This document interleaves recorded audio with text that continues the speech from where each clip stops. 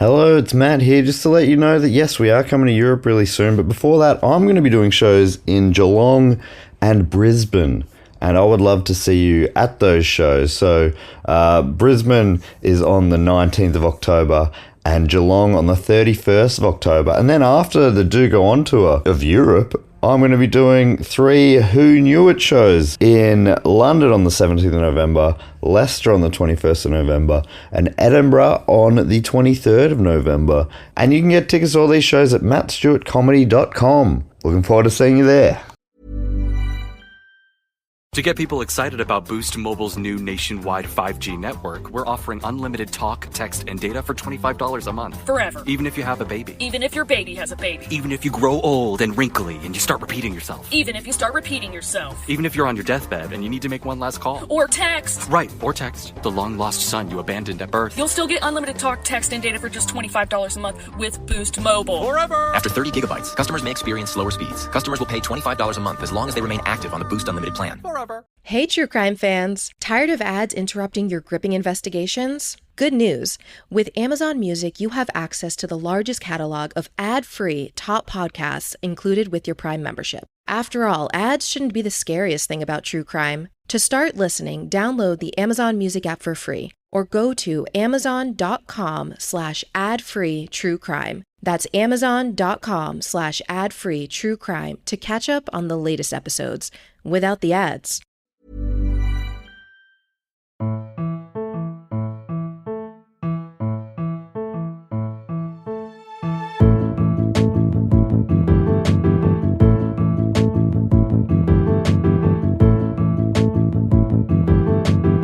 Hello and welcome to another episode of Do Go On. My name is Dave Warnicky, and as always, I'm here with Jess Perkins and Matt Stewart. Well, if it isn't my tiny little henchman. Yeah, any orders, Your Majesty? You want us to walk around and be small? Sometimes I think, yeah, I am really good at improv. And I just proved it to myself once again. You did it again. Started a sentence, not sure where it's going to go. Still not entirely sure where it ended up. It ended in a beautiful place. And Thank it you. just makes me want to ask a question, how good is it to be alive? Oh, well, I mean, personally, I wish I was never born. But at this time of the year, would you make an exception? Oh, my God, yes. Because it is the most wonderful time. I'm born again. Born again. Every October, you are born again for Blocktober, the biggest month. Nay, 2 months since we've annexed Blovember on the Do Go On calendar. Oh my gosh, we are counting down, Matt, the most requested, the biggest, the baddest, in the best way, topics. That's right. We got a short list of 400 or so topics that were suggested by our patrons, and the most suggested topics in the hat, Jack the Hat McVitie, which everyone can stop right now and put in suggestions if you're thinking of a great topic that we could do. And then we put that out to a public vote, and that whittled the list down to the top 9, which we've been working out. List. Yes, a will list. A whittle. And all the top 9 all got at least, I think, 22% of the vote or more. Today's topic got over 23% of the vote. Wow. Huge. A lot of people wanted this topic. Yeah. And it is big. It's bad. Oh. And let's get into it right now. Oh, my God, exciting. Are you going to ask a question like we normally do to get on a topic? Seeing as Jess and I think, kind of know what the topic is. I don't remember. I remember. This is the I have no remember. As I always say, I have no remember. I can't really fault that. I have no. I know. I have no remember. And you've proven it right then. Yeah. I have no remember how to speak. Now, I think you will remember the topic when I give you the question, because usually we are completely in the dark on what each other are going to talk about. But in block, we have to divvy up the list. Matt gets the top 9 and we get 3 each. Mm-hmm. But a little guest might be coming up. What? We might have a guest reporter. What the fuck? This is exciting. You guys are going to start running stuff by me. Okay. Here we go. Yeah, all right. I knew this would happen. You know what? Actually, Diva Perkins, here she is. Oh, why don't you let me know what's happening? Just keep me abreast. Yeah. I'd love to just know what's happening in my life ahead of time. Fucking hell. that is unreasonable. I do apologise. Yeah. And then when we tried to keep you abreast, you said, fuck you, I'm on holiday. Well, I was on holiday. So, and still, fuck you, and you figure it out. now let's see if you remember this. Okay. The following rulers and monarchs have all been given what title? They're all called the something. Ooh. We've got Catherine. The Aragon. Yep. Not bad. Cyrus. The Virus from Con Air. Sayonara. Great line. Frederick the something. Oh, The Astaire. Fancy. Oh, the Fancy. Frederick the Fancy. Are these all the same or are these all... It's all the same, yeah. Oh. Ah. Peter the... Vengeful. Yeah, you can't trust Peter. I can help you because my first email was Jess the Great. Ooh. Wow, and now it's just the vengeful. Now it's just the vengeful. Peter the Pitiful. Is it? Wait, how do you spell great? Grate. Okay. It is the Great, Jess. You are correct, but spelled a different way. Oh. Okay, So something a bit interesting. different. Okay. So it's not Catherine. cheese-based. Catherine, Cyrus, Frederick, Peter, Tamar was the last one. The Great, but we're here to talk about probably... Tamar the Toe. Tamar the Great would have taken your head off us calling them Tamar the Toe. But we're here to talk about probably the greatest of them all. Tamar the Toe. Sorry. I'd do anything for them, whoever they were. Tamar the Toe. Tamar the Toe. You're talking the greatest of them all. This Jess, the Great _16, my first email address. Yes. You could. There's 15 others. Wow, 16's our favourite number. Yeah, me too. So this is the 7th most voted for of Block 2024. It is Alexander the Great. Ooh. Know the name, know nothing about him. Totally same. I mean, I named my first email after him, Yeah. and I know absolutely nothing. I wasn't after Tamar. Tamar? Tamar. Tamar the Toe. Oh, yeah, sorry. So, yeah, I know, I would probably guess he's from the Northern Hemisphere. Okay. Not from Antarctica. Okay, rule that out. And maybe, but yeah, I don't know. He's like Roman or Macedonian Yeah. or Egyptian Yep. or any of those. Russian. Yep. Mm-hmm. Well, you got 2 right. Oh. Wait, he's two of those things? Yeah, we'll find Well, out. if you get to be Swiss Italian, then Yeah, that's it true. could be Well, 2 things. If you start conquering the world, you get to be like, I'm that as well. Yeah, that's right, mine. That's right. mine. That is also mine. So the Great is an example. I didn't know what to call that. It's of a cognomen, which is appended before or after the person's name. Others you might have heard of: Ivan the Terrible, Oh, yeah, that's a good one. Edward the Confessor. I looked up a list, and some of my favourites include John George I, the Elector of Saxony, called the Beer Jug. Oh, John the Beer Jug. That's that's pretty good. I'm picturing a sentient beer jug, but Yeah. that's pretty great. Ivan the First of Russia. Ivan the Moneybags. Oh, okay. Really? Yeah, these are great. Peter the First of Portugal. Peter, the till the end of the world passionate. Oh, that's a mouthful. Yeah, too I would wordy. have gone with the pumpkin eater. Yeah. But And finally, You're very good at this. I think I have an idea for our Patreon game. Yeah, we're going to give him a cognizant. Yeah, cinnamon. cognomen. What's it called? Cognomen. I was not far off then. Yeah. And what would you call a Velo of Bulgaria, Matt? The Ooh, a Velo. Here if you need. I'm a Velo. well, I call a Velo the cabbage. Oh. That's so good. A Velo the Velo the cabbage. Oh, my lord, the cabbage. And I'm guessing that's not a positive because they're not all nice, not. are they? No. Yeah, the terrible. The unready. I'm pretty good. Who was the unready? That was what, Ethel? Ethel the unready, was it? Yeah, the unready's. You know what they're saying there. This guy was not up to it. Yeah, that's brutal. Ethelred the Unready was king of the English. There you go.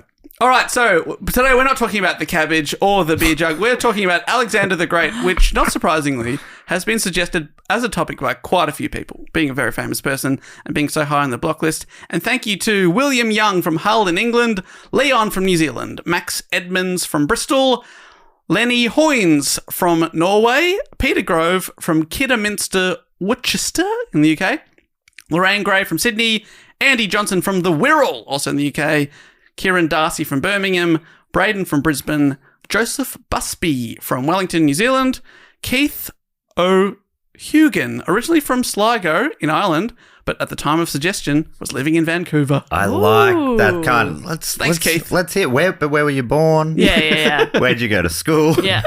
Wait, did you move around a bit as a kid? Yeah, come on. Why?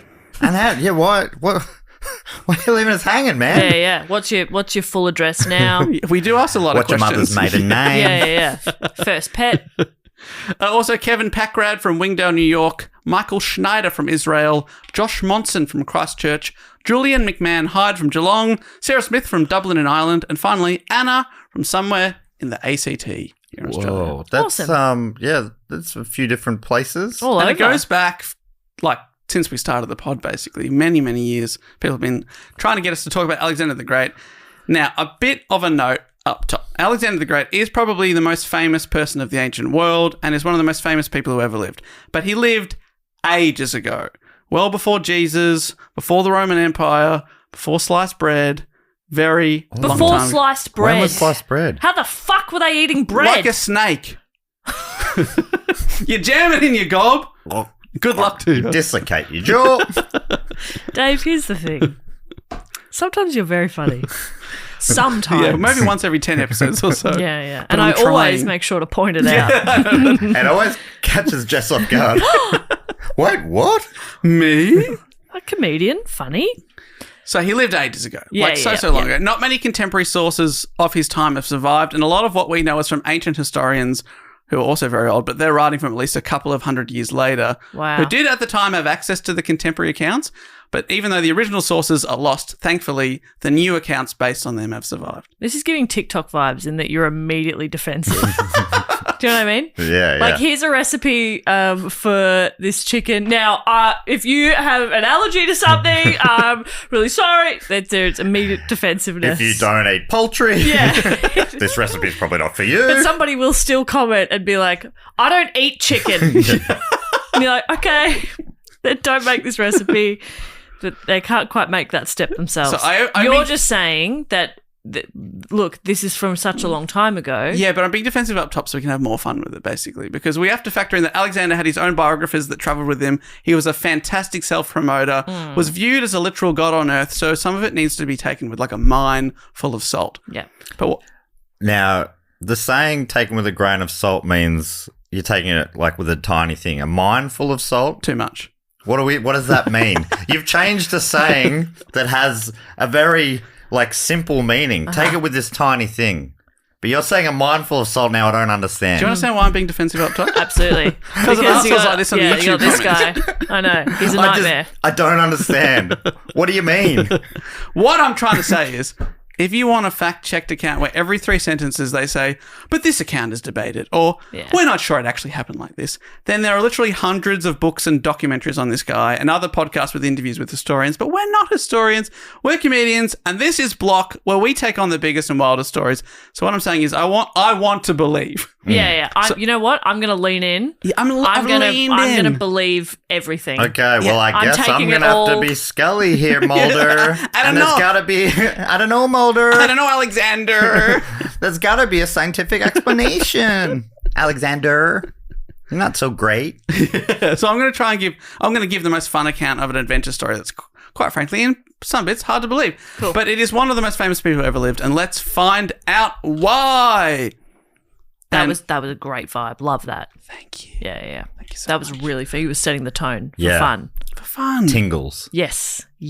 I can see you've Tingles. got goosebumps, I got literal goosebumps Yeah. from a goose. Yeah. You got to get that looked at. Yeah, I don't know, Mulder. So the man who would one day be known to history as Alexander the Great was born Alexander III in Pella, a city in Macedonia, Matt. Oh, well okay. done. Great So work. it's funny how the brain sometimes Yeah. either gets very lucky or maybe knows deep down. But I somewhere. love the way you remember a fact. It's like you're on Who Wants to Be a Millionaire and there are 4 options there. Yeah. Was it Rome? Was it Macedonia? Was it Russia? That's one of these. Yeah. Can I ask the audience? He was born in 356 BCE, so closing in on 2,400 years ago. A Wow. long time. Ugh. I think my brain works like a medium does, in front of a live audience. Like, I'm getting a Macedonian, Russian, someone have an uncle with a J in their name. The Kingdom of Macedonia was a region on the northern part of the Greek peninsula, and before the 4th century BCE, Macedonia was a small kingdom outside of the area dominated by the great city-states of the day, including Athens, Sparta, and Thebes. But one man changed that all, and that was Alexander's father, Philip II. Would you believe that this king was a Nepo baby?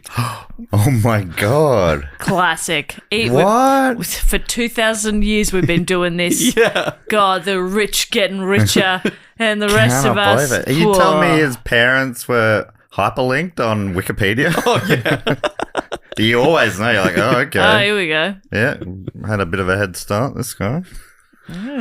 So Alexander was one of the most fortunate Nepo babies in all of history, and it was all set up for him by his dad, Philip II, who was the 18th king of Macedon and a fucking badass whose family claimed descent from Hercules. So not bad to have that in your blood. Or at least you think it's in your blood. Yeah, Right, and they would have fully believed at the Yeah. time. Right. Because Hercules wasn't real, right? No. This is before the cartoon. He's like half god, half man, Yeah. right? Yeah. Before the cartoon, before Ian Sorbo, whatever. Kevin Sorbo. Kevin Sorbet, is it? No, Kevin Sorbo. You're right it with is Kevin Sorbo. Sorbo. Again, 50-50. Who played Hercules in the 90s TV show? A. Ian Sorbo. B. Kevin Sorbet. And that's like, oh. I'm going to wait for C. Let's see. So this is the time when Philip was born anyway, when kingdoms would send young royals to other more dominant kingdoms and city-states as hostages as a pledge that they wouldn't do anything bad. Kind of like, we have your son, so if you invade us or piss us off, we'll just kill your son. Bit of collateral. And they just have them ready to go at all times. Yeah, we got, like, and I think you can live a pretty free life walking around, Right. but it's like, your son's right there. If you invade, we'll just chop his head off. Yeah. And they go, oh, no, it's all good. And then you see your dad invading. You're like, oh, Dad. you're embarrassing me. Now I'm going to get my head chopped off. Oh, Dad. Dad. Can't you drop off the army around the corner? Can you give me a heads up, please? Dad. Dads are so embarrassing. Oh, my God. Ugh. Driving their old car. Oh, it's such a dumb. Oh, Dad. Always listening to Fleetwood Mac. Oh, Dad, no Dad. more Fleetwood Mac. Yuck. Dad music. Come on, Dad. Dads have no taste. They listen to awful stuff like Fleetwood Mac. Fleetwood Mac and, He won't stop playing Rumours. Dad. And Billy Joel. Oh my God, Dad. so embarrassing. We get it. He didn't start the fire. Okay. So according to Britannica, when a child, Philip himself spent some time as a hostage at Thebes, which was the leading city, along with Athens, of that decade, where the great Epaminondas, the most inventive tactician of all Greek generals until then, was in charge of the best army in Greece. So young Philip was pretty free to wander the city, and this gave him some great military ideas.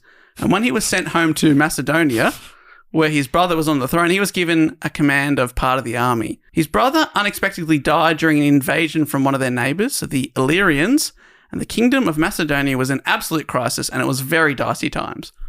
Don't you reckon, like, of all the Nepo jobs, to just, like, jump up to being in control of an army seems bonkers? Yeah. Yeah. Oh, yeah, well, no, I wandered around the streets. I have some ideas. I got some military ideas. Okay, I got some military Just ideas. playing with tanks, Yeah. like little toys, and like little army men. Pew, pew, pew. I got ideas. Yeah, I looked through the fence and they were doing something, and then Yeah. I was stabbing. And Yeah. Yeah, I got it from here. You go. Sorry, when I say I have military ideas, I meant more in like fashion. Yeah, Like yeah. I think I have ways I could improve the form and fit of their uniforms. In khaki, it's Yeah. been done. Let's do navy. Much more flattering. Goes with more, you know, more universal depending on your palette. Yes, and that's another one of my ideas. Everyone gets their colour wheel done. Yeah.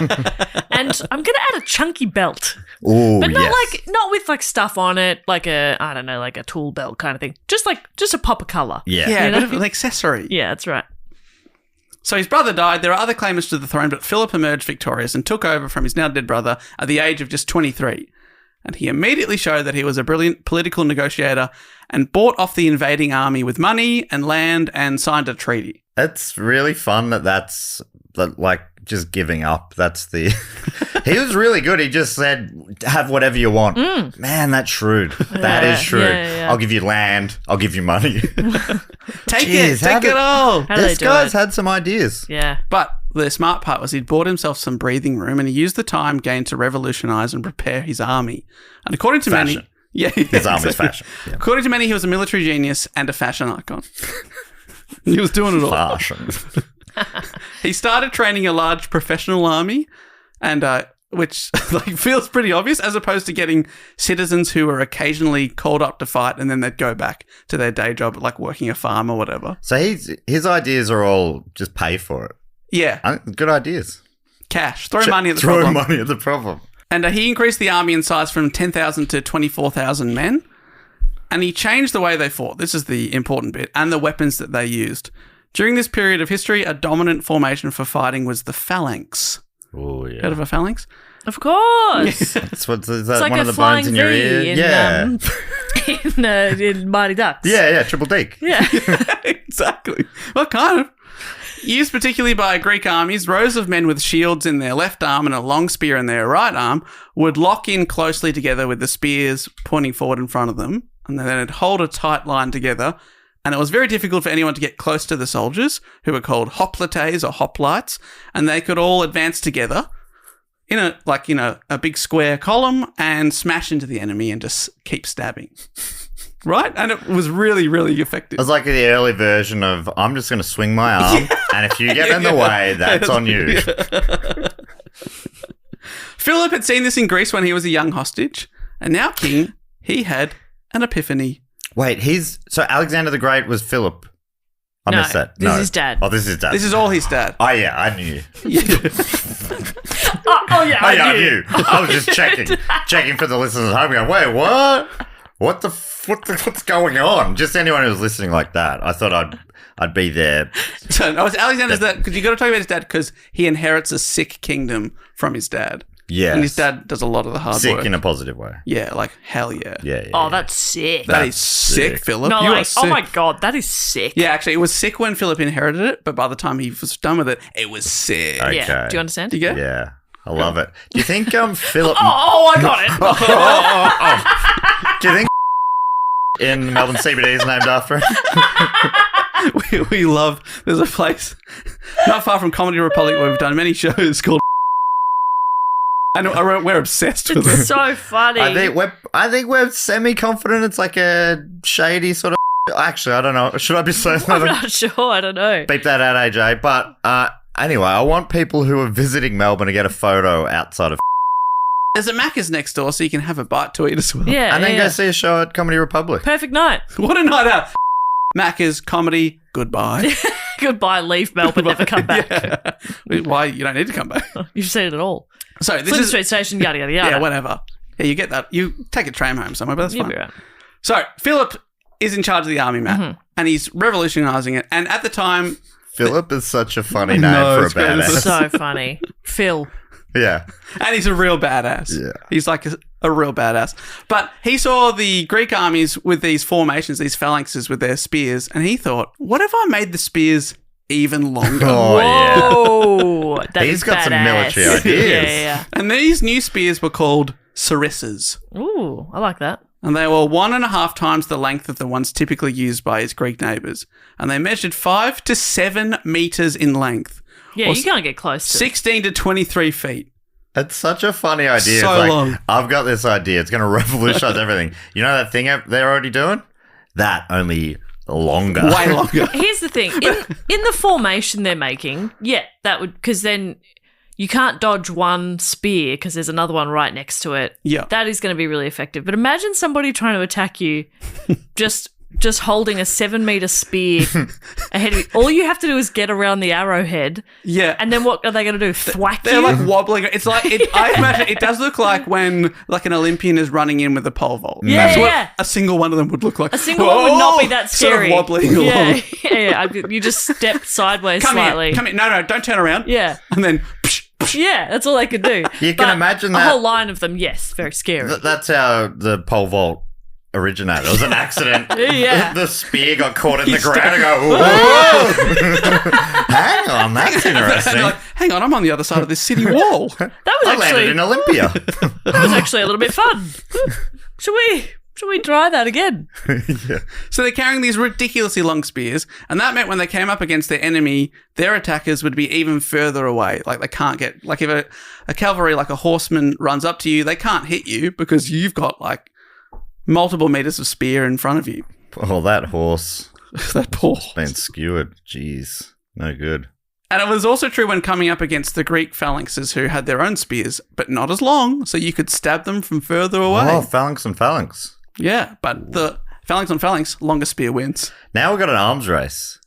They're just going to go back and make theirs even longer. It's like a 50-meter long spear. And the spears, I should also say, were stronger, as Macedonia also happened to have the best forests for wood in all of Europe. So that was helpful. Must be nice. Lucky. Philip also got his army to use smaller shields so they could lock in even tighter, and the shields were worn on their forearm, meaning that the soldier could use both hands to control the sarissa. Oh, that was new? The other guys are holding a shield in one hand so they can only hold the spear with one hand. See, if you've got two hands... great grip. A lot more stabbing power. And he trained the army so they could move with astonishing fitness and speed and could maneuver to different formations depending on the battlefield or the position of their enemies. The key to their success, as Jess has pointed out, was the soldiers' cohesion. Individually, they're not the greatest fighters, but if they stuck together, they held their line, they're a devastating force. Sort of like a Macedonian Voltron. Yes. But if you take them apart... Just some robot tigers. It's like a weird yellow tiger. Who gives a shit? Yeah. Next. Yeah. Dime a dozen. Yeah. But put them together. Oh my God, that thing's got a head. Yeah. Typically, each unit would be 16 men deep and 8 men across. And the front 5 rows pointed their sarissas forward, creating a wall of iron. And the men behind would hold their spears at a 45-degree angle over the top of the one in front, which would create a bit of coverage from arrows and projectiles, create a smaller roof. Macedon, before this, was famed for their cavalry, their horsemen, which Philip combined with the new phalanx to smash his opponents. And with this deadly combination, they absolutely steamrolled through their enemies. And with this now powerful army, Philip II was able to transform his kingdom from some unknown backwater into the most powerful state in the whole region. So pretty cool. Pretty cool. Made some reforms, made them better, trained them. They're suddenly good to go. Which is so good, but you must, like, any of these things we talk about, mob bosses or any sort of where you've upped your game, taken territory. I feel like I'd be stressed the whole time. They could learn this too and up their game. Come back.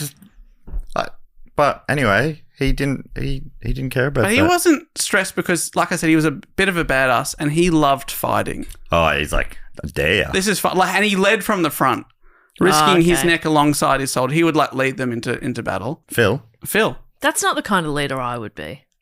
To No, be honest. you're more of you're controlling from the couch. Correct. Call me if you need me. That's right. But go get him. Go get him. Go out there I and believe in you guys. Rah, rah, rah. And you know what? Have some fun while you're doing it. But I'll be here. Yeah. Yeah. Might be napping. I might have a kip. Yeah. Yeah. Might be a Philip massage. Yeah. Well, Jess, unlike your style, his style got him a lot of trust and respect because people are like, okay, we'll follow you anyway because you lead from the front. My people don't trust and respect me. No, because you're sitting on the couch playing a little farming game with a tiny little bear. Having a good time. Hey, what kind of leader makes the best military decisions with military ideas? Someone who's relaxed. They're comfortable. You're right. Can't give from an empty cup, Dave. All right. I have to look after myself however I need to. And you have to look after that little bear. I've got to look after that little bear. And I've got to water my crops. They're going to water themselves? Yeah. I haven't got that part yet that I can put in a sprinkler, but I'm working on it. So for the approximate 20 years that Philip was king, he fought every single year except one, and that was because he was... COVID. Yeah. Lockdowns, I want to take over the world. Come on. Oh, but I've got to be home by sundown. No, it's because he was recovering from his horrific injuries, and he put his body on the line over the years. He lost an eye due to an arrow, which had to be surgically removed before anaesthetic, of course. So that would be awful. But probably, what is it, day surgery? I imagine back then things, it would have been pretty good, in and out, and the painkillers. Really clean and yeah. He fractured his clavicle. He suffered a severe leg wound from a spear that hindered his movement for the rest of his life. He may have had a limp because he got stabbed so badly, but he kept fighting. Oh, he loved it. Love of the game. You know how people say I was born in the wrong time and stuff like that? I think I don't think I'm for any time because the slightest inconvenience. If they were like, we're just going to take your eye out, we obviously can't put you under or give you any painkillers, I'd be like, just slit my throat. Just kill me. Maybe you're before your time. I'm before my time. Yeah. There's probably a time where they just go, you need a replacement eye. Done. Yeah. Maybe Anything else? that would be your time. Yeah. True. And then, but you'll be there going, oh, I've got to wait till they click. And then if you waited just another couple more decades, you wouldn't. You'd just already be there. Be click free. Yeah. They get rid of the click, and you'd be like, oh, great. That's one of the best Jess Perkins quotes. I don't think I'm for any time. Just, as soon as we hear any story, because we hear a lot of amazing stories on this podcast of people really overcoming the odds and stuff like that. Arduous journeys. People on icy cliffs. Oh, yeah. And I'm like, I wouldn't be there in the first place. And the second that rope's cut, I'm dead. I can picture any of those epic biopics about these people, and it's like the opening scene, and Jess is on this icy cliff top, and she just rolls herself off. The end. Yeah, there's only one line in the whole movie, and it's just, fuck this. And then you roll. I'm done. There's like no emotion on your face. Like, But here's the thing, it's true. It's true. And you'd be there standing, watching me roll over going, she was fine. Jess, there's a 7-Eleven just over there. I'd be there watching you roll off and be like, fuck, she's tied to me. Yeah. Could have at least unclipped yourself. Why am I there in the first place? Yeah, honestly. why are you on a mountain? I'm not doing it. The first sign of a zombie apocalypse, I'm like, I'm out. Oh, me too. I'm not fighting for my life. You don't think an instinct will kick in? I mean, I hope to never find out, but I assume no. I think I'd just be like, well, this has been fun. There's scenes of like the people on the Titanic, not of the real thing, but in the movie. Am I remembering this right? There's some people just like, oh, it is what it is, and they're having a sip of a cocktail or something. Yeah. Is that you going down? Maybe, yeah. I'm playing the violin. You're working to the end. I don't know how to, but I'm like, I'm making everybody else's death really grim. Torture these people in their dying moments. Please stop playing. We're all going to die. Isn't that bad enough? Yeah, I'd go, great, whatever. There's an old McAuliffe, I can't remember which show it was, but it was like a fake ad for Andre Roux playing violin, and it's just him shredding it back, and then the slogan for the end of the ad is Andre Roux, music that is unforgettable no matter how hard you try. That's just on the Titanic. So, but this guy, he's loving it. He's the king. He's got the sweetest army now. They're doing exactly what he wants. He loves to fight. He defeated the Illyrians, the people that had invaded and killed his brother, and also the ones that he'd given all those land and money to buy them off. He's like, he's all right, taking it back. Just give me a second. I'll get the army good, and I'll come back, and I'll take it back tenfold. He recaptured Amphipolis, took the West Thracian Crenades, which he renamed to Philippi. Love it. Oh, yeah. Which strategically had gold and silver mines and made the kingdom very, very rich. It's now Philippi Island. Oh. What? His kingdom was big. Yeah. It's so big. It had little penguins. Was that very first cute. place that you mentioned where frogs are from? Was that like, did you say amphibian? Amphipolis. Okay. That is almost nowhere near what I heard. No, there's Amphip. And did you think that there was a kingdom where all the frogs were originally from and they just slowly conquered the world? Well, that's the kind of thing they might have thought back then. Yeah. Definitely not now. Not now. I don't think frogs came from one place. I don't think frogs came from one place, Dave. And migrated. And took over the on world. Ships. Yeah. Matt Googling, where are frogs from? Remember a couple of blocks ago we talked about the story of Atlantis, and there was this idea that there was a land of lemurs. Oh, yeah. Another lost land. Lemurville or something? Or am I thinking Margaritaville? I'm always thinking about Margaritaville. But they are all from Madagascar, though, right? That is like, I guess, the Lemur Island. We probably had this discussion a couple of years ago. Yeah. Sometimes I listen back to the show and I'm like, I should say this here. And then I say it out loud on the show and I go, wow, I really have just one thought. Yeah, it happens all the time. Yeah. I'll like say something out loud and then Jess on the recording says it and I'm like, oh. But it's 4 years apart. Yeah, and I'm like, isn't that so weird? Yeah, you're like, I haven't grown. Yeah, at all. Yeah. So he's taken over his neighbours. To quote from Britannica again, these successes frightened his neighbours into forming a coalition against him, which was joined by Athens, but it achieved nothing. Wow. Great. That's how powerful he's become. Philip and Macedonia achieved military victories over Illyria, like I said, Athens and Thebes, the two great states, and eventually he was the most powerful man in Greece.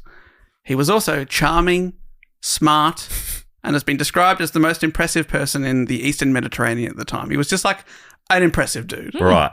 But you did say that a lot of his histories were written by him. That's his son. Oh. His son We're still Alexander. talking about Philip? Like my brain keeps clicking back to the guy that this is about. I don't know why my head keeps thinking this episode about Alexander the Great will be about Alexander the Great. Well, you need to sort your head out, man. I got to sort it out. Okay. Because the context of Alexander is if his son hadn't come along and overshadowed him, we might be doing a block report about Philip II. He was just as impressive. Yeah. But isn't that amazing? I've never heard of Philip II. I know, yeah. Even though I don't know anything about Alexander the Great, I know the name. Yeah. To the point, I'm sure he'd be offended by this. If you Google Philip II, which I did a lot this week, he's not even the first Philip II that comes up. Philip II of Spain comes up first from the 1500s. How annoying for this guy who basically was the king of Greece at the time. He's so powerful. And then a couple of thousand years later, it's like, well, you're not even the most famous Philip II. Most people don't know who you are. He needed a rebrand, call himself Alexander the Great's dad, who did it first. Yeah. He's much cooler dad. Yeah. Even better. I was almost expecting Alexander, his name to not be Alexander as well. I was like, here we go. Dave's going to be like, Alexander the Great was born Gregory, and it was just Alexander, and now I feel a bit disappointed. Sorry. What was Elton John's name? Reginald Kenneth Dwight. He was born, Alexander the Great born, Reginald Kevin Dwight. So we're still talking about Philip for a little bit longer. He transformed the Macedonian capital of Pella into a cultural and administrative centre, inviting poets, writers and philosophers from across Greece to take up residence. As well as being a skilled warrior and strategist, he was a fantastic diplomatist and used his kingdom's wealth to shore up alliances. So he was not afraid to throw money at a problem. Me too. Yeah, like just pay. Jess does it literally. Get it done. Just a wad of notes. Yeah. It hasn't fixed any problems yet. Yeah. He was walking to a shop and throwing money at them. Okay, but what do you want? And then I leave. Yeah. Jess gets migraines. She's often throwing coins at her head. Yeah, I don't know. Is that working? Well, it's experimental. You'll try anything. Yeah. He also used marriage as diplomacy. He had many wives, which brings us to Alexander's mum, who was also a fucking badass. Ooh. Her name was Olympias. And Shit. Okay. Philip and Olympias? How did he even have the balls to ask? Well, I'm guessing he didn't. I reckon Olympias came over and said, "You come with me, Philip." And he said, "Yes, ma'am." Okay. Yes, dear. She was, from the things I've been reading, a very formidable person. She wasn't Macedonian, but a princess of the Molossians in Epirus, which is between modern-day Greece and Albania. So this is one of the things. He's come along, conquered these people, and married one of their princesses to be like, hey, we're one kingdom now, kind of thing. She was Philip's fourth wife, and he married her to secure an alliance. Does he have these wives at the same time? Oh, yeah, Okay, multiple. I think, does he go up to 6, maybe? It's a lot of wives. As a wife, we're very high maintenance people. Right. We take a lot. Imagine Well, you got 6 six of of you. them. 6. First, you got to remember all their names. Yeah. I'd just call them wife 1. All of them. But you'd have to remember. Yeah, I was going to say you have to remember the numbers. Yeah, that. And I would have realised that on day 2 and said, "You're all wife 1." How much wife? I'm like, oh, you're complicating things. Her family claimed descent from Achilles, who in Greek mythology is known as the greatest of all the Greek warriors. So any child of hers... Shitty ankles, though. Shitty ankles. Yeah, that's right. You got to watch out. Yeah. Watch out. He wasn't a face, was he, in wrestling terms? Is that right? Yeah. He's a heel, yeah. Took me a second there. God, we are very good at what we do, aren't we? That is good stuff. Well, I don't understand what you're talking about. Okay. No, he wasn't a face. You're right. Yeah. He was. So it took me a second there to answer, is what I'm saying. Yeah, that's what I'm saying too. Yeah. I'm just saying we're very good. When he did his heel turn, people like that really got the Twitter sphere going. Yeah. That's how long ago this was. It was a Twitter sphere. Yeah. You know how like the whole story of Achilles is he's weak because he was dipped in the river by being held on by his foot. I did not know that. I did not know But that. like it's all about the Achilles. What about the sole of the foot? Is that also weak? Well, Because they didn't get wet? It's hard to get I'm sorry, Dave. through the... Do you have really strong soles of your feet? Mine are super soft and beautiful, you know that. I do know that. Mine are very ticklish. So that's a real kryptonite area for me anyway. This guy is invincible. Well, he's also ticklish. Yeah. Let's be clear. On one of his feet. On one of his feet, yeah. So, but any child of Olympias and Phillips reportedly had Hercules and Achilles in their blood. Pretty cool stuff. Very cool. She was a force herself, reportedly being strong and politically astute, and she was from a sort of cult-like group of snake worshippers, and there's stories of her sleeping with snakes in her bed, which freaked people out. She also claimed, I love all these claims, descent from Helen of Sparta, who in mythology was the most beautiful woman in the world. So she was probably very hot as well. Well, yeah. Is Helen of Troy a different Helen? That's the same one. Okay. Her birth name, this is Olympias now, may not have been Olympias. It was probably Myrtale. Okay. That is... So you can see why he was approached. That's a glow up. Yeah. But the story is in 356 BCE, Philip's racehorse won in the Olympic Games, and for this victory, his wife received the name Olympias. Oh. Wait, was his wife a horse? No, his horse won and he came out and went, babe, got a new name for you. The horse won. I don't understand how those two things are connected. They should still do that now. Yeah. Babe, you got a new name, Bronze. Yeah. Babe, I've just come home. You are Norm Smith medal. Congratulations. Love you, Norm. Night, Norm. It is a weird system. He came around for the Olympics, or his horse had won at the Olympics, and he went, to celebrate, I'm going to rename my wife Olympias. Yeah, that's strange. Okay, Philip. That's cool. Your power might be going to your head. Philip, is there any chance you maybe wanted to give yourself a little upgrade? maybe change your shitty name.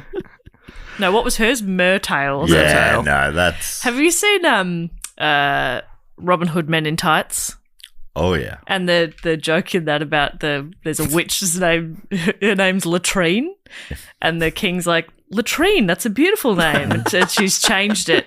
She's changed her name, and he's like, you changed it to Latrine. And she's like, yeah, it used to be Shithouse. It's a great joke. And then at the end of the film, as a punishment to Prince John, all the toilets in the land will now bear your name. And Dave, you honour that every day when you visit the John. I love it. I've got to say, I haven't seen that movie in so long. It's a great movie. Me neither. I saw it at the movies. No, my uncle took me and my brother, and man, it was a great time.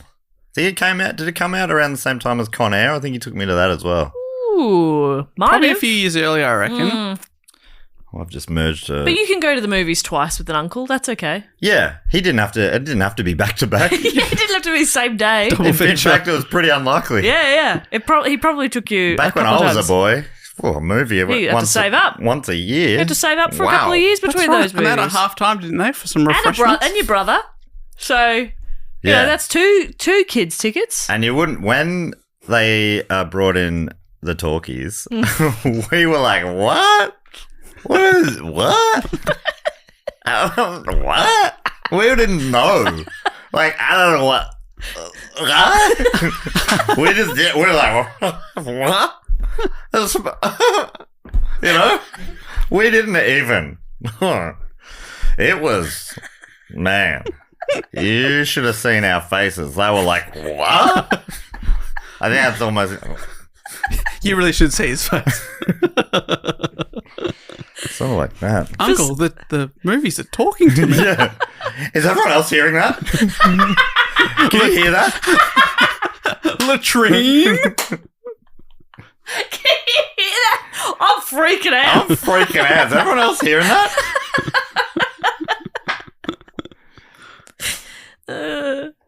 What are we talking about? We were talking We about... haven't even got to Alexander yet, have we? No. No, but the next sentence, here he comes along. Myrtle became Olympias in 356. Sure. And that same year, she gave birth to a boy named Alexander. And there's speculation as to who his real father is because she may have been struck by lightning, meaning that Zeus, the father of all the Greek gods, was Alexander's real dad. That is what happens when you get struck by lightning. As a person with a womb, it is immediately filled. Yeah, well, she was with struck. God, baby. Struck on the womb, apparently. Oh. Okay. Yeah.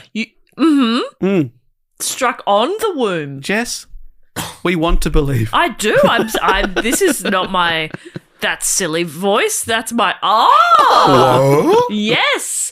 The lightning entered the body and struck just on the womb. Just the womb. Well, didn't you know that that's what lightning is? It's jizz.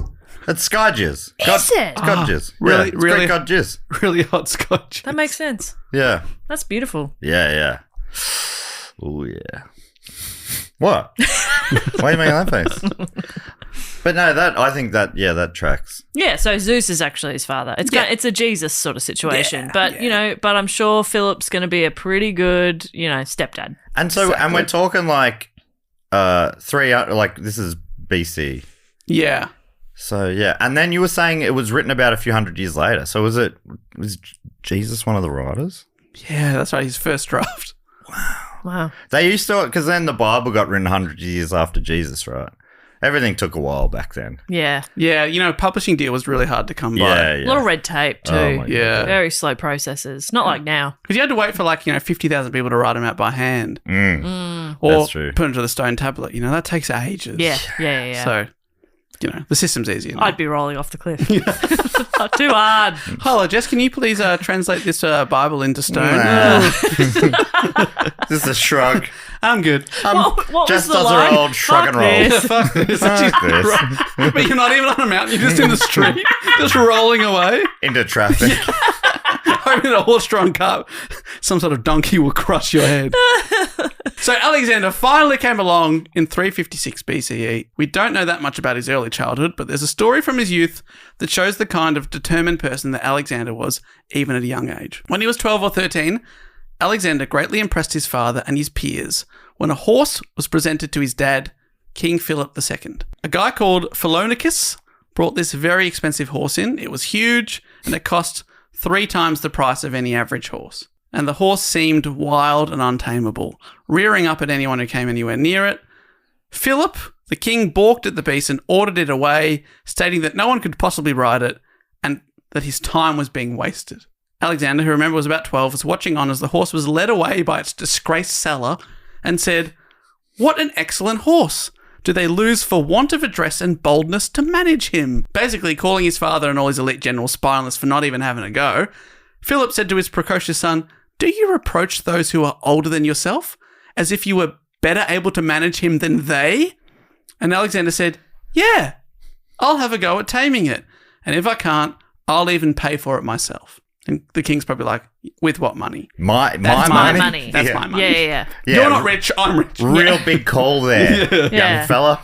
Because from mate, if I just consult our little star chart over here, somebody hasn't been doing their chores, okay? Okay. So maybe if we are remembering to take out the bins. Yeah, that's right. The palace is filthy. Okay? So I don't know what money you're bloody talking about, mate. He said, "I'll have a go." He's this small boy. The crowd laughed as he stepped forward towards this giant horse. Worldhistory.org writes, Alexander had realised something the others had not. The horse was afraid of his own shadow. Turning the horse towards the sun so his shadow was behind him and slowly taking the reins in his hand, Alexander mounted him. As in, riding him. No, I think we all knew that it was. And you weren't going to make any jokes. No. Really? I wasn't thinking Dave meant he fucked a horse. Is that what he... This 12-year-old boy mounted the horse in front of everyone. I know his mum was a horse who won in the Olympics. Yeah, but... she was named after a horse. The laughter of the crowd, this is world history again, the laughter of the crowd turned to cheers as Alexander rode off. And according to the ancient historian Plutarch, who's one of the people writing a couple hundred years later, as Alexander returned to the arena with a large horse, when he dismounted, Philip said, "O my son, look thee out a kingdom equal to and worthy of thyself, for Macedonia is too little for thee." That's beautiful. Because it's a big horse. It's a big horse. But I It's a swear really to big fucking horse. God, if you don't take the bins out. Wow, so yeah, he can ride a big horse. So he tamed this big horse. That's one of the early stories. But also, he didn't tame it. He just knew it was afraid of its shadow. So I thought, is he having to ride it towards the sun forever? Yeah, that's not very sustainable, is That's it? why he started travelling east and never went back. yeah, that was the only reason.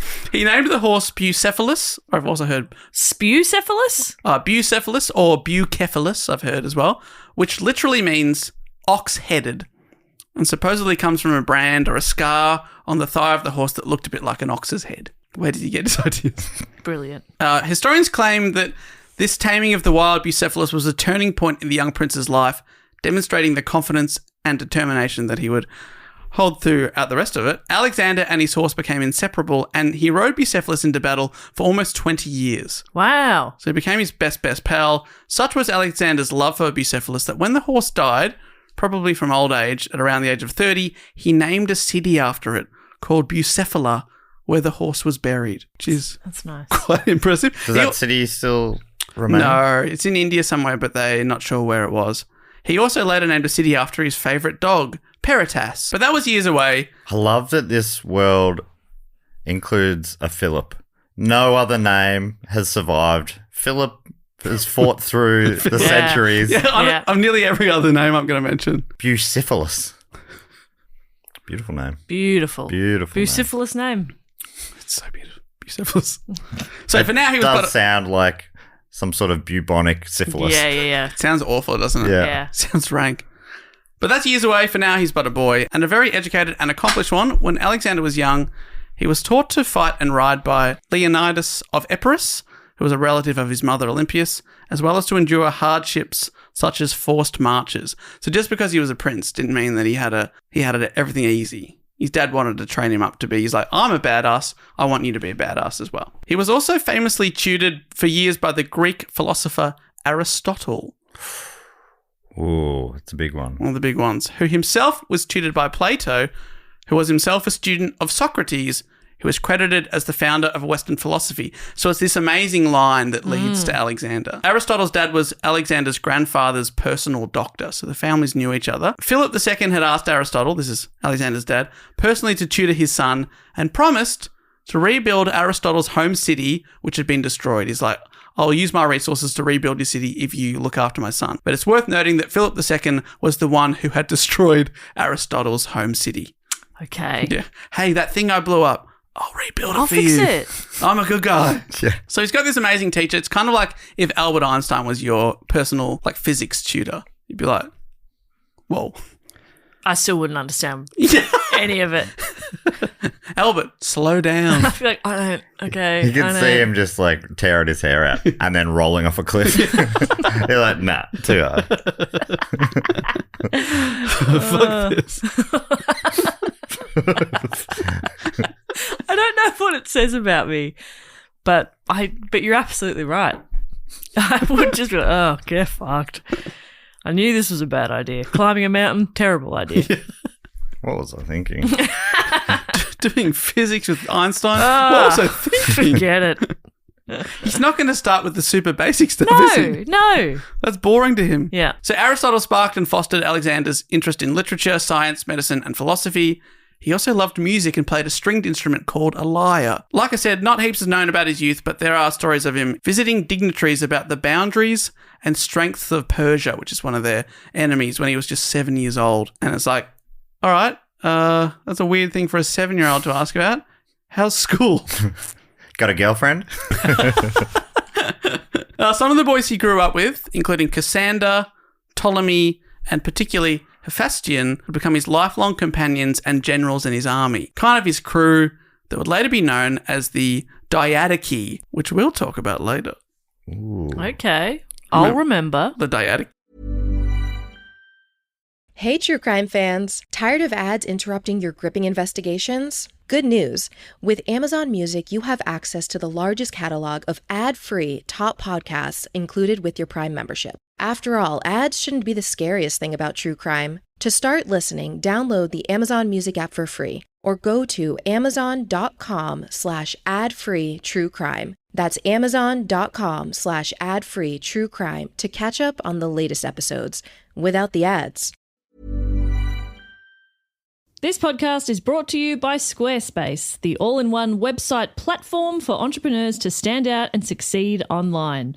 Whether it's your first ever website or your business is expanding, Squarespace makes it easy to create a beautiful website and engage with your audience. And that is easier than ever to do, Jess, because Squarespace has introduced design intelligence, combining 2 decades of industry-leading design expertise with cutting-edge AI technology to unlock your strongest creative potential. Dave, cut the crap. What are you talking about? Well, Matt, design intelligence empowers anyone, and I mean anyone, including you, Me? thicky like you, to build a beautiful, more personalised website tailored to your unique needs, craft a bespoke digital identity to use across your entire online presence. I have been doing squats, and I appreciate you noticing. Hey, Squarespace Payments is the easiest way to manage your payments in one place with Squarespace. Onboarding is fast and simple. Get started in just a few clicks and start receiving payments right away. Plus, give your customers more ways to pay with popular payment methods like Klarna, ACH Direct Debit, Apple Pay, Afterpay, and ClearPay. No. Ooh, what's that? I just got paid by Matt during that sentence. It's that quick. You can connect major social and multimedia accounts to your website in just a few clicks as icons, direct links, or embedded feeds. Build visitor trust while updating content only where you need it, extending your brand's footprint. Sellers can also sync their product catalog directly with places like Instagram, Facebook, YouTube, and Google to reach more customers and reduce the steps for a purchase. Bada bing, bada boom. So good. Head to squarespace.com/dogoon for a free trial and to save 10% off your first purchase of a website or domain. My God, I know where I'll be right now. Doing that. From bits and pieces of descriptions, we have a composite idea of what Alexander looked like. So I want you to imagine this young prince, or when he became king. He was literally a short king. There was a story of him sitting on the throne of a kingdom that he just conquered, and when he sat down, his little feet didn't touch the ground. Yeah. So they had to bring in a stool. Turns out... So funny. Turns out the horse was a pony. Yeah, it was huge. It was so big. It was yes, Alexander. What? Patting Oh, him on the yes. head. Very big horsey. Imagine, bring in the king's stool. He can't get off the throne. You've really got to be specific about that one. His hair was described as being the colour of a lion's mane, which he wore in a bit of a quiff. Mm-hmm. He may have had mismatched coloured eyes, one dark and one light, and there's stories of him having pointy teeth. Okay. Pointy teeth? Like sharpened to a point? Yeah, I don't know. Pointy teeth. Like that rabbit in Monty Python. Apparently, he also smelled good. Oh. This has got to be pre-deodorant. Yeah. Who probably just didn't smell as bad as everyone else. Yeah. Aristoxenus, who was also one of Aristotle's students, in his memoirs tells us that a most agreeable odour exhaled from Alexander's skin, and that his breath and body all over was so fragrant as to perfume the clothes which he wore next to him. Yeah. Oh, so too much. Yeah, like you get home and you smell your cloak and you're like, oh, it smells like Alexander. That's weird. I hate that. I hate when somebody else has so much cologne or perfume on that, like, you hug them and then that jacket needs a wash. And it was Lynx Africa. Yeah. It smelled like a teenage boy after PE. Just using half a pungent a beautiful combination. using half a can at a time. Yeah. You walk into the change room and you can't see through the fog. Yeah. But That's the good stuff. I know we're just taking all of this at its word, but he's getting people to write this. Like, that's nonsense. That bit is, but what about the pointy teeth being short? Different coloured eyes. Maybe that's I was cool. picturing David Bowie for a little while until the pointy teeth, but did he ever dress up as a pointy teeth man? Was that one of his eras? The pointy one duke. Yeah.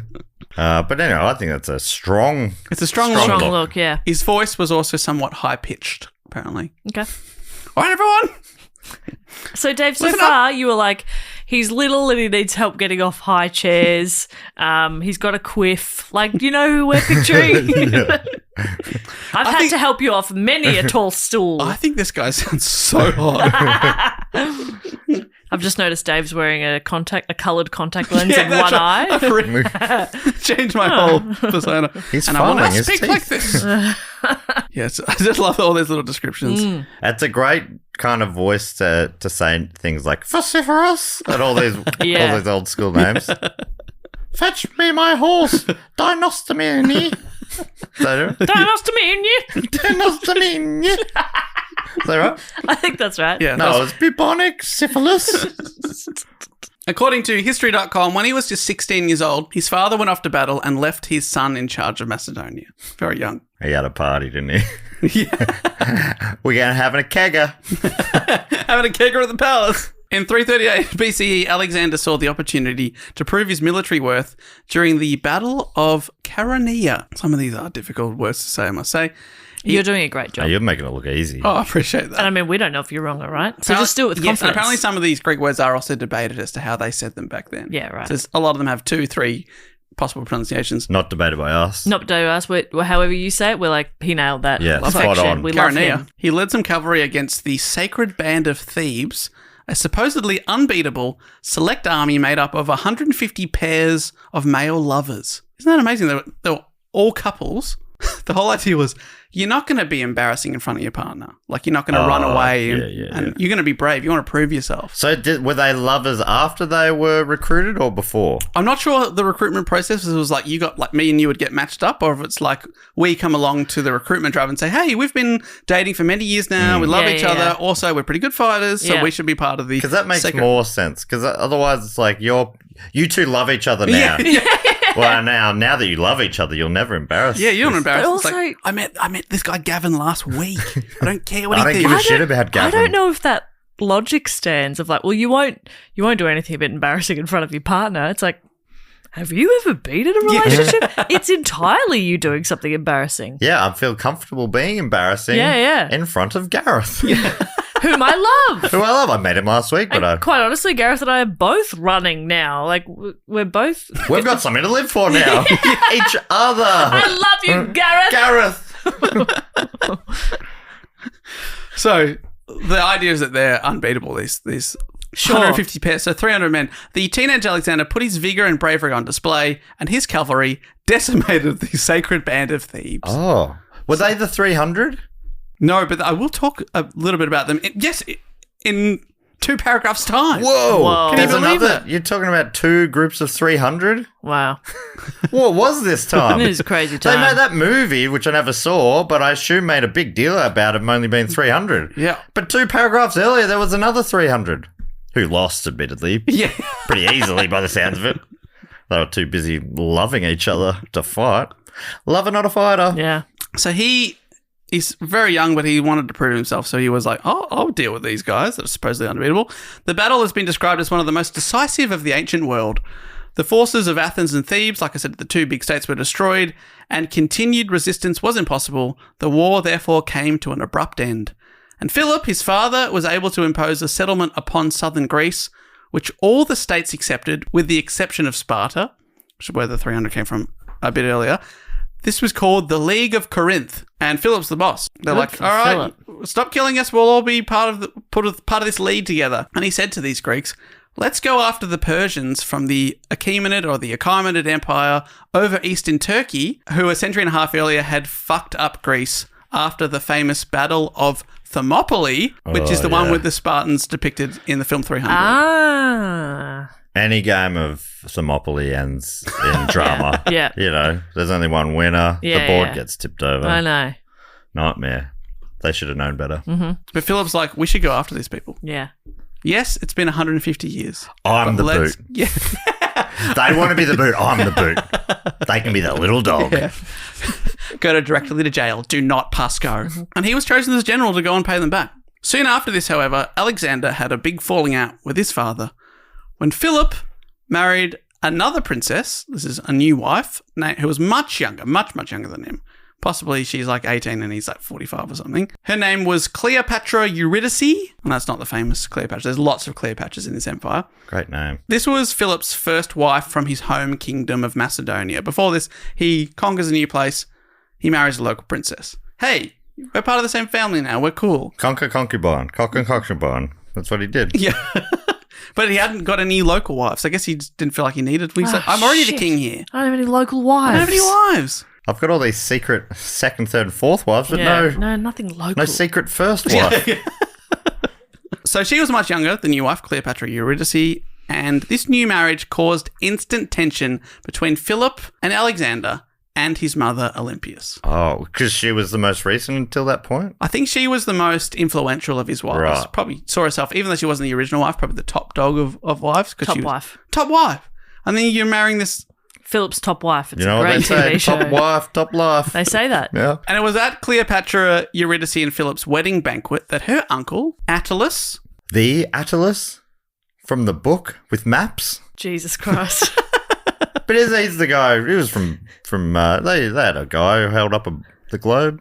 Is that him? Yeah, Greek mythology, yeah. Is that him? This is a different one. Oh. Remember how there's more Cleopatras? There's also Atlas and Attalus in the same word.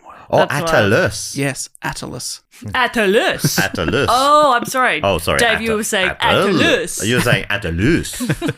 I thought you were saying Attalus, but you were saying Attalus. Sorry, my Macedonian / Greek is not as strong as yours. It must be hard for you to hear. This might sound stupid, but It will. Macedonian, anything to do with macadamia nuts.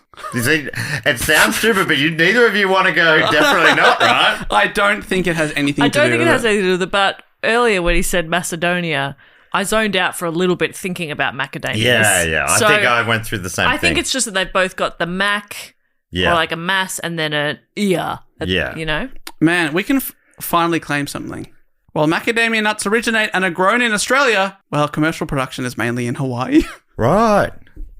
Oh, yeah, macadamias are, they're Australia's us. native nut. We Whoa. got it. We Whoa. got it, everyone. Second only That's to... such a great nut. I love the texture of them. Mm-hmm. It's just an interesting texture. You don't get it in any other nut. Pair beautifully with honey. A little salt. Oh. My goodness. My Gorgeous. goodness. Dark chocolate. No way eating after this. Probably burritos. Yeah. So, he's getting married. Philip II, Alexander's dad, is getting married to this young woman, Cleopatra, and her uncle, who was one of Philip's generals, a guy called Attalus, stood up to make a toast. Oh, no. To the newlyweds. Oh, it's never good when an uncle makes a toast. Yeah. No, it's never good. It's is never it? good. Oh, Jesus, here we go. Let me tell you about the Bucks. Yeah. Shut up. Why here? Yeah. He said, he called upon the Macedonians to ask of the gods that from Philip and Cleopatra, his new wife, there might be born a legitimate successor to the kingdom. No. What does he mean? Well, Alexander, his adult son and presumed heir, is standing right there. Going, Oh, man. What the fuck? What? And he took umbrage with what he thought was a shot at him. It was. And his mother, Olympias, calling into question his own legitimacy as his mother's not from Macedonia. I thought we were all one big family now. Isn't that what you said? Huh? Dennis? No, what was his name? Philip? Philip and Dennis, very similar Very energies. similar, I yeah. totally get that. Yeah. Dennis II, that's pretty good. Though.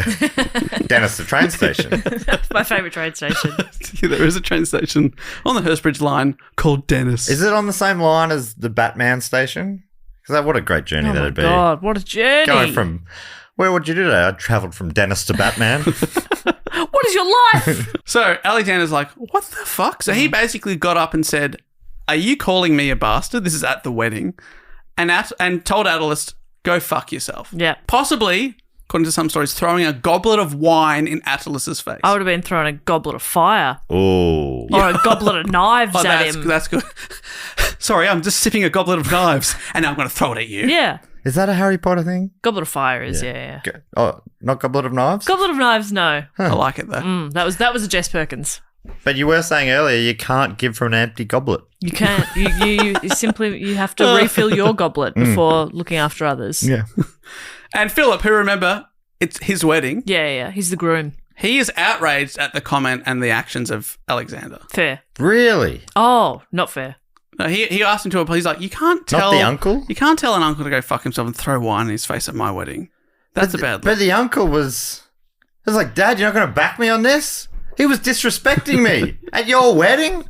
And you're taking his side? In what way is he an uncle? Is it Phil's brother? No, it's Cleopatra's uncle. What are you doing? Do you even know this guy? You're taking his side over mine? Yeah, it was a bit... So, don't push me, Dad. I will F you up, dog. And I'm really close to saying the full F word. Really, this close. You going to push me, old man? I didn't want to do it like this, but I'm coming for the throne, King. Dad. Sorry, Dad. Sorry I called you King, Dad. That's Dad. Weird. That was weird. That didn't feel right. I had a bit of a rush of blood, and it actually, it didn't come out quite right, but it felt badass, and then... Meanwhile, I'm back over at the hors d'oeuvres, just being like, my time to clean up when everyone's looking the other way. Yeah. Now I'm going in for thirdsies on the dessert. But you're right. This is kind of like, in modern sense, how the scene played out. He said, apologise, son. And Alexander, who's a pretty, not a level-headed guy, was like, absolutely not. And Philip, his dad, drew his sword. What? Whoa. He could took out a pen and paper. And drew a sword. Now's not the time. Let's just have a conversation. Phil, what the heck are you doing? See this? You're losing it. See? I will take over. He drew a sword. See this? I could have one of these made. We're playing Pictionary after. Let's bring it forward. And in 3 to 5 business days, I could stab you with this. This will cut the tension. I'm going to cut the tension with the drawing of a knife. No, he pulled out a knife. Sword.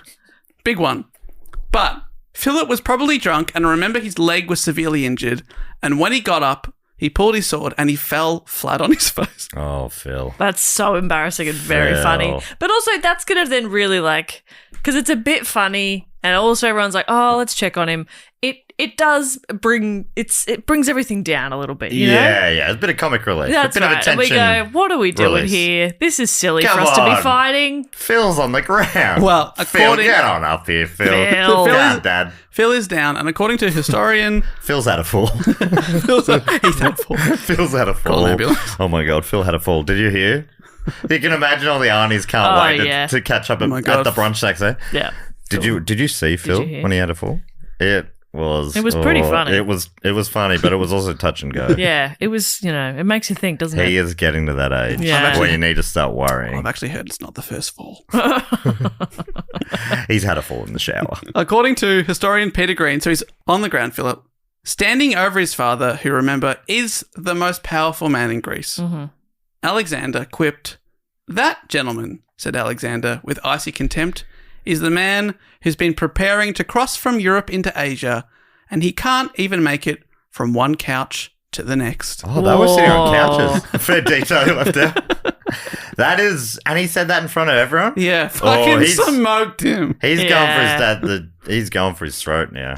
Which is pretty wild. And because of Alexander's remarks, he and his mother, Olympias, were both exiled from Macedon for a short time. They were left together, and he dropped her off in the state of Epirus, and he went to Illyria. Okay. I think I'm starting to understand why Phil isn't that well known to history. I think Alexander might write him out soon. And then I said this awesome line.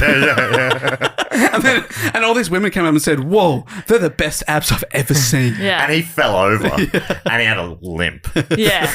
And then after I said my awesome line, my dad was like, "Whoa, you're a much bigger man than I ever am." Yeah. So I'll exile you. Yeah. I'll bow down to you, king, and then kiss my feet.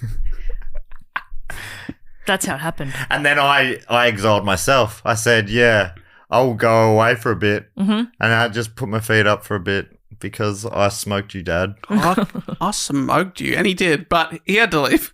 Olympias was not happy with her husband's new wife and the possibility of her birthing a new heir that could usurp her son Alexander, who's been rightfully promised the throne. Alexander actually already did have an older half-brother, Aridaeus, and that would usually make him the heir, him being the older son. But he possibly had, it's not fully clear, but he possibly had learning difficulties to some degree that meant Alexander was the first choice and was never threatened by his older brother, and they had a good relationship. Right. He was never seen as a potential successor. So Alexander's in exile, but after 6 months, But after 6 months, Philip and Alexander make up, and Philip tried to make good with his wife Olympias as well by holding a giant lavish wedding for their daughter and Alexander's full sister, who was also called Cleopatra.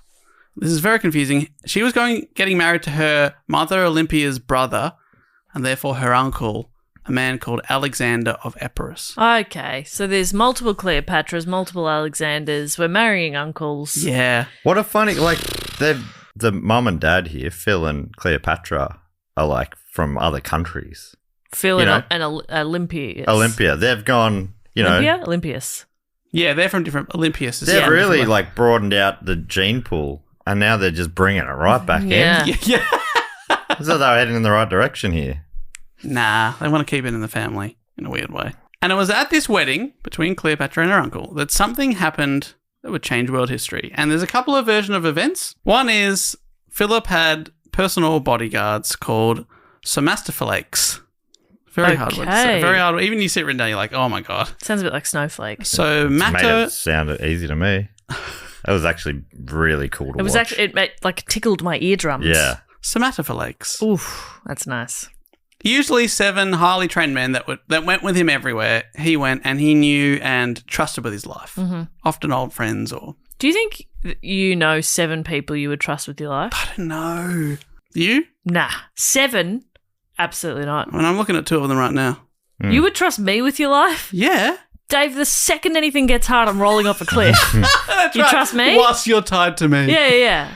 I'd just be there like, Dave, mate, I'd love to protect you, but I think the best thing we should do is off this cliff. Yeah. I suppose what you mean by trust with your life, especially if you are a bodyguard who is required to die to protect me, I'm probably not choosing you. No, but if I'm required to die and I'm quite willing to do it. Yeah, actually, you'd be perfect. Okay, so I should trust you. Matt, maybe, you're willing to die for me? If that's the job. Right. But I don't know if I'm... life's more than just a job, you know? Yeah. Pretty good super. Oh, yeah. Yeah, but I'm dead. I don't get to enjoy the super. Am I on the clock, at the time? Because if I've just clocked off, then you're on your own. You're not diving You for have that to have sword. boundaries. Yeah. You have to. But no, I don't know 7 people I'd trust with my life. Yeah. No. Well, Philip did.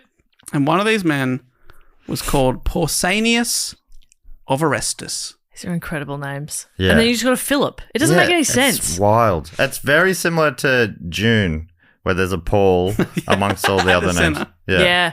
This is Pausanias. He was also, as well as being a guard, one of Philip's lovers. He had so many wives and his body was falling apart from these war injuries. I don't know how he had the time or energy, but he's doing a lot. Yeah. He's doing a lot. Yeah, I'm winking. Having a lot of fun. Doing a lot. Yeah. Yeah. Well, let's just say he's having a lot of fun. But what did they have for fun back then? There was no Netflix. There was no Xbox. Just chill. There's no board games probably. So yeah. What else could they be doing for fun? Yeah. You fill in the blanks. Yeah, and fill in Phil's butt. That's right. And he was shooting blanks. No, he wasn't. He had kids. Well, I mean, he might have been. Zeus had to step in and zap his wife's womb. True. To get it all going. Zap.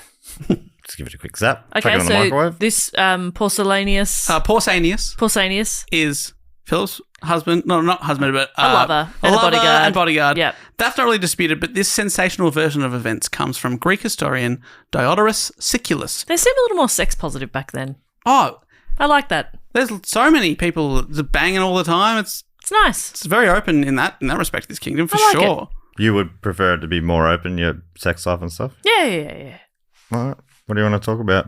What do I want to talk about? Do you want to be more open I with don't want to talk. I want to fuck. Oh, okay, sorry. What do you want to fuck about?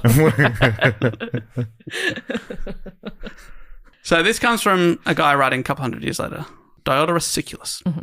And again, this controversy centers around Attalus, the guy who made the toast at Philip's wedding and said, I hope you have a real genuine Macedonian air on your hands. And then Alexander was like, what the fuck? Yeah. That guy, Attalus, he's again in this controversy. Of course he is. Every family's got one. Uncle Attalus. Yeah. What is he like? Well, Attalus also had a lover named Pausanias. Confusingly, it's a different Pausanias. Oh my God. You've got a name like Pausanias and you've got multiple. You'd be so confident going in to get a Gmail. Pausanias. What the heck? I'm just signing up for Instagram at Pausanias. Oh, what? I have to go _01. What? And I found this so confusing. I found the best explanation on Wikipedia, which is like a Macedonian and Greek history website.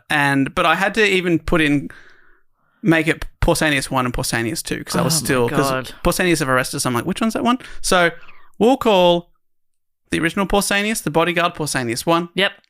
Attalus, his lover, is called Pausanias 2. Okay. Yep, okay. I'm still going to. And if to it doesn't make sense, this bit only goes for a minute, so, right. It's not that integral. I'll do my best. Pausanias, Philip's lover, one of his bodyguards, Pausanias 1. And he insulted Pausanias 2 after he thought that Philip, his lover, potentially had made moves on the second Pausanias, and he was jealous. So he probably called Pausanias 2 a coward or something like that publicly, called him to question his honour. So to secure his public honour and prove that he wasn't a coward, Pausanias 2, who's the beloved of Attalus, endangered himself in battle whilst protecting the king, and he died. Oh, Pausanias 2. Yeah, kind of like took a bullet for the king. Like, I'm real brave, I'll do it! And Pausanias 2 died. His lover, Attalus, he blamed Pausanias 1 for making Pausanias 2 risk his life for honour. He's like, you called my boyfriend into question, and then to prove himself, he had to risk his life, and he died. But isn't that was the job? No. That's the job of the other Pausanias. Yeah, no, that's right. This is a different... Like, just in battle, he, like, risked his life. But he was in battle. Yeah. So that is one of the risks. He's like, you made him, like, be risky in a war. In a war. Yeah. He definitely wouldn't have died otherwise. No. Mm-hmm. It's the safest war there's ever been. So Attalus is really mad at Pausanias 1. Okay. And just as a flag, there's a brief mention of sexual assault coming up here.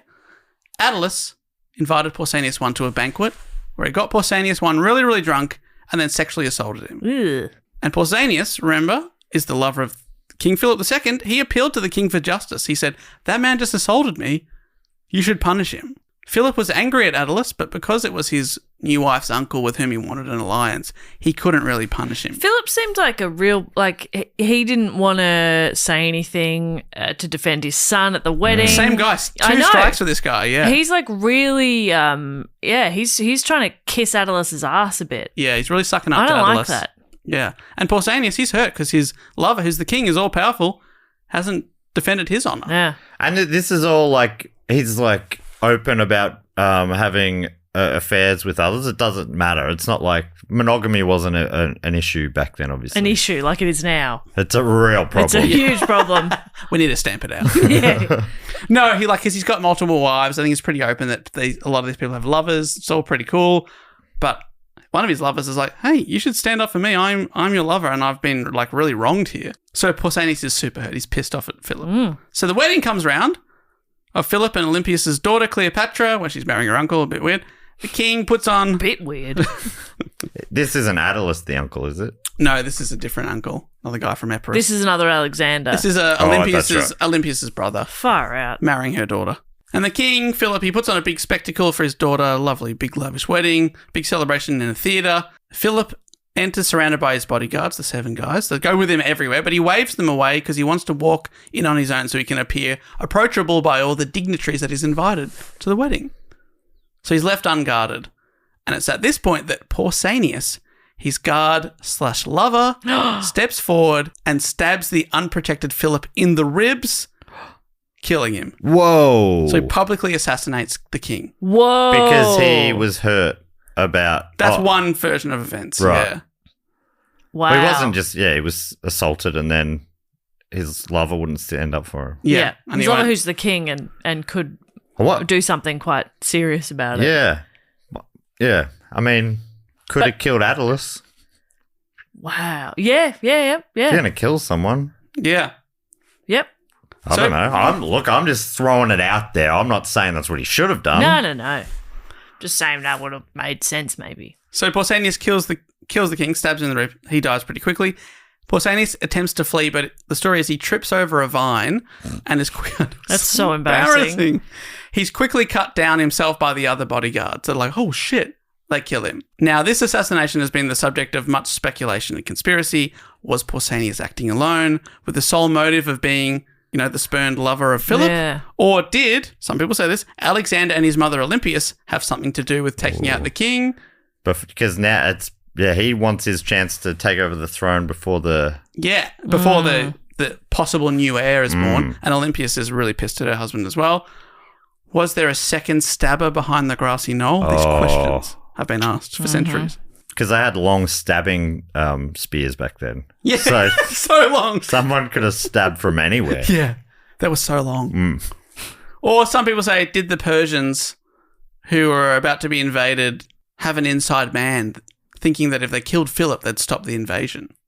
And if they think that, spoiler, they're wrong. Okay. But with his father murdered at just 19 or 20 years old, Alexander quickly eliminated all other claimants to his father's throne. This is also why people think it's a bit sus that Alexander took care of everyone else to make sure he was the king straight away. But I suppose you would do that if your dad is killed and people say, I could be the king. He got rid of everyone.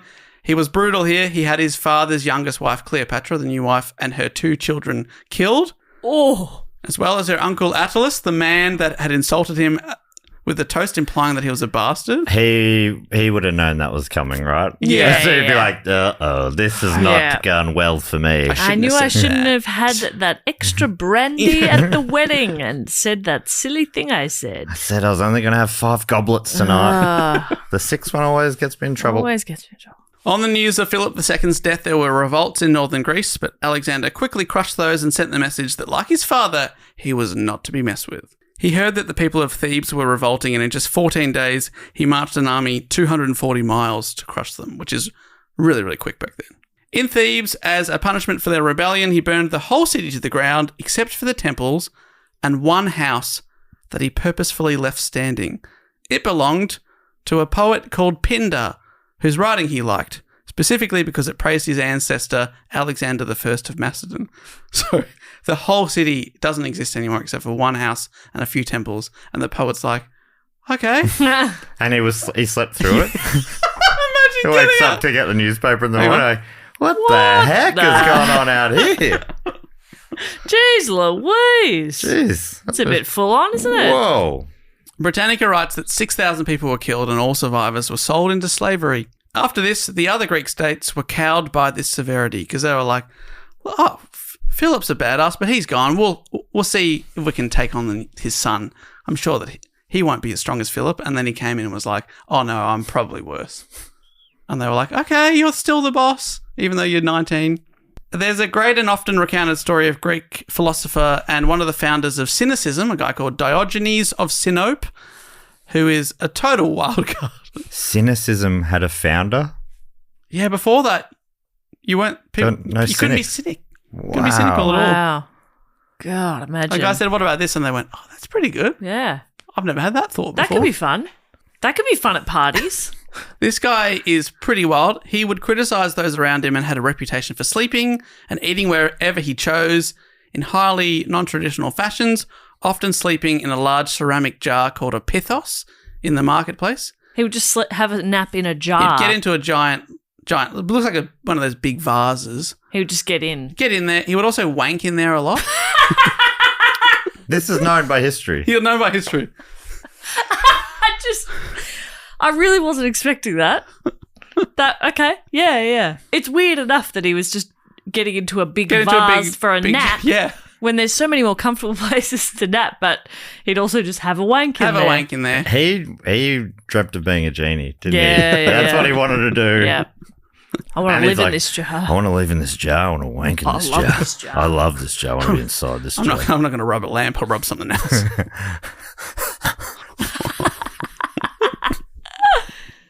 He declared himself a cosmopolitan and a citizen of the world rather than claiming allegiance to just one place. Okay. And this is from his wiki page. He became notorious for his philosophical stunts, such as carrying a lamp during the day, claiming to be looking for a man, often rendered in English as looking for an honest man, as Diogenes viewed the people around him as dishonest and irrational. Right. Go, I'm looking for an honest man. Not you. Can't see any. Not you. No. This guy sounds very cynical. Yeah. When Alexander got to Corinth in Greece, many of the local statesmen and philosophers came to Alexander with their congratulations to welcome new king. Is this where Paul in the Bible wrote all his letters to the Corinthians? Is that the same? I'm guessing. Yeah, same place. Yeah. Yeah, right. So that's a Greek city. Greek city. Yeah. Corinth. There you go. It's a memory, like just in church, and you're sort of dozing in and like concentrating and in and out. Paul's letter to the Corinthians. I'm going back to sleep. And it'll often be my dad reading it out as well. Nah, you're doing great up there, Dad. And do you just think it was your dad's letter to the Corinthians? I'm like, Dad. Dad, stop reading your own letters. Yeah, Dad, why do you write like that? That's so weird. It's got nothing to do with church, Dad.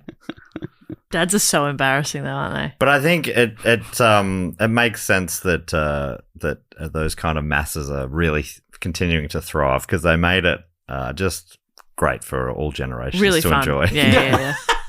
Fun for the whole family. Yeah. So he gets to Corinth, Alexander, and all the local statesmen and philosophers come up to say, congratulations, new king, give him presents, give him lovely treasures. Remember, this guy had violently shut down all opposition. Alexander expected Diogenes, who's a bit of a community leader, despite being a bit of a weirdo, to do the same, but Diogenes didn't turn up. So Alexander went to visit him in his jar. Just knocking on the jar. Yoo-hoo! You in there, mate? You decent? No.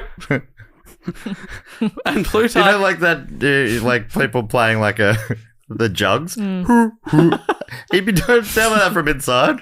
There's just a jug going... He's having a go in there. Having a good time. Yeah.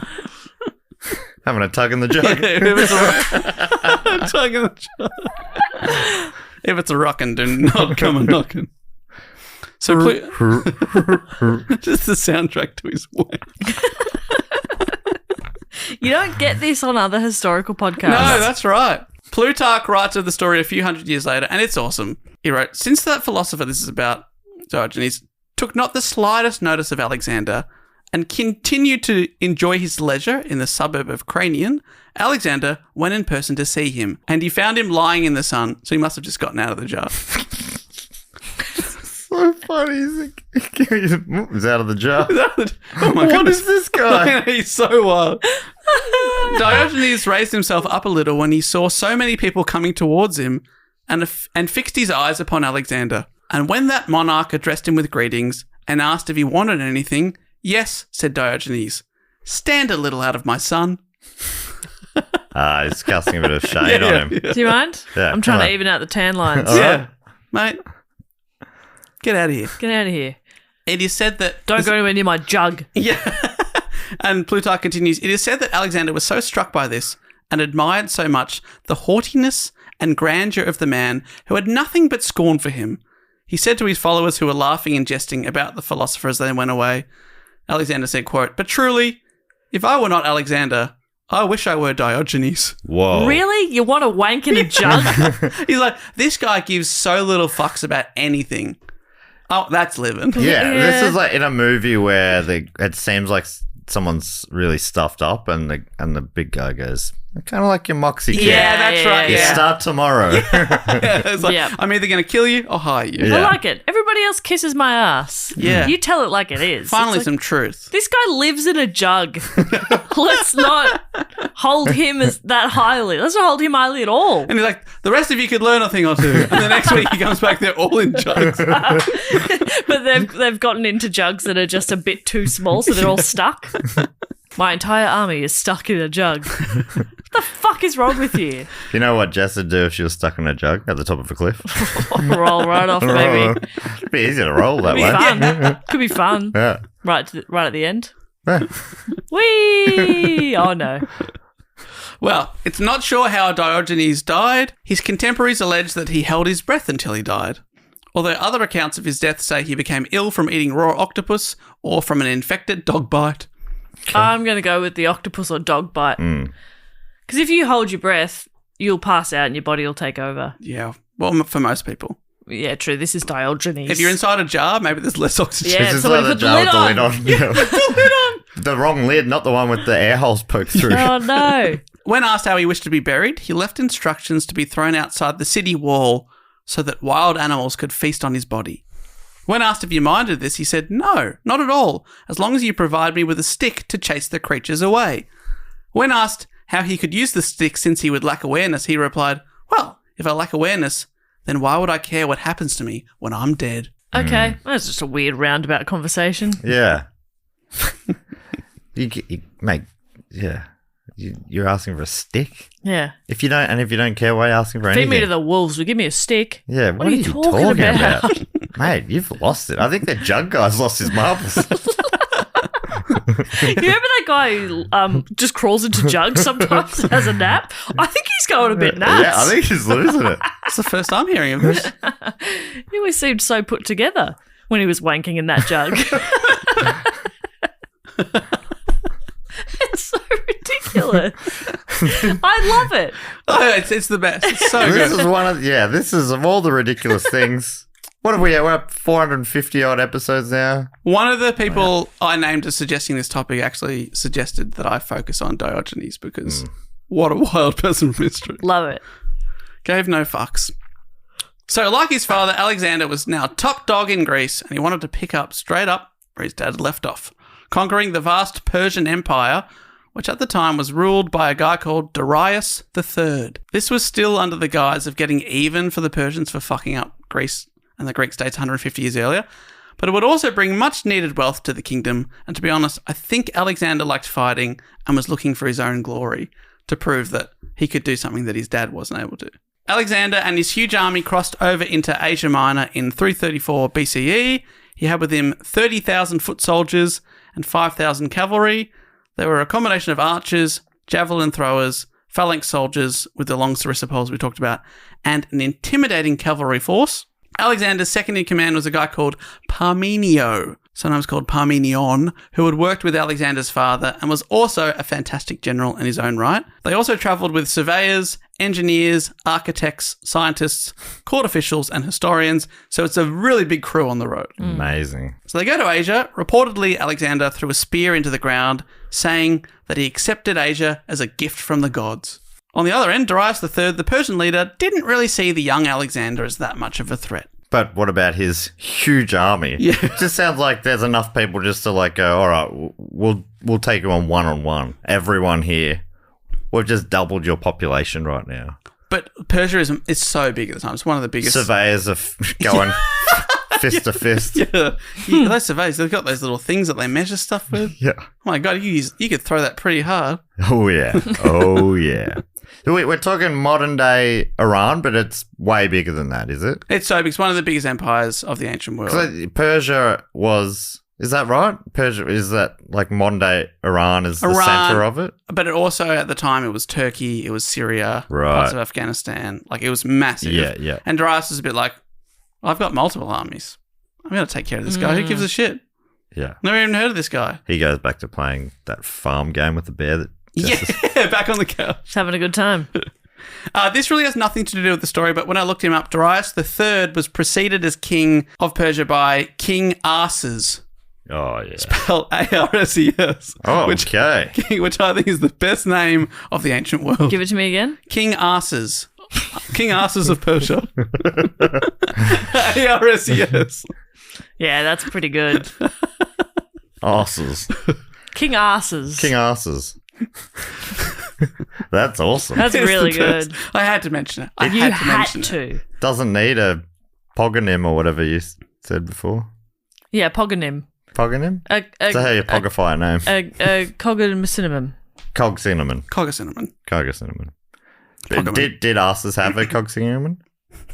Asses. The big ass. Asses the taut. Asses the cracky. Asses the parted.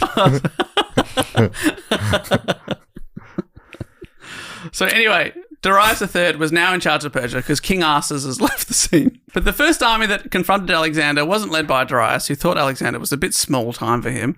And instead the army was led by 3 of his satraps, which are kind of like governors of different regions. It was 334 BCE and took place at the Granicus River. And according to Britannica, the Persian plan to tempt Alexander across the river and kill him in the melee almost succeeded, but the Persian line broke and Alexander's victory was complete. Darius' Greek mercenaries were largely massacred, but 2,000 survivors were sent back to Macedonia in chains. The victory exposed Western Asia Minor to the Macedonians, and most cities hastened to open their gates. The tyrants were expelled and democracies were installed. So a lot of these locals that they've been conquered by Persia because it's the edge of the Persian Empire, And when a new person comes along, they're like, oh, thank God. Right. Come on in. You're saving us. Yeah, saving us from this empire.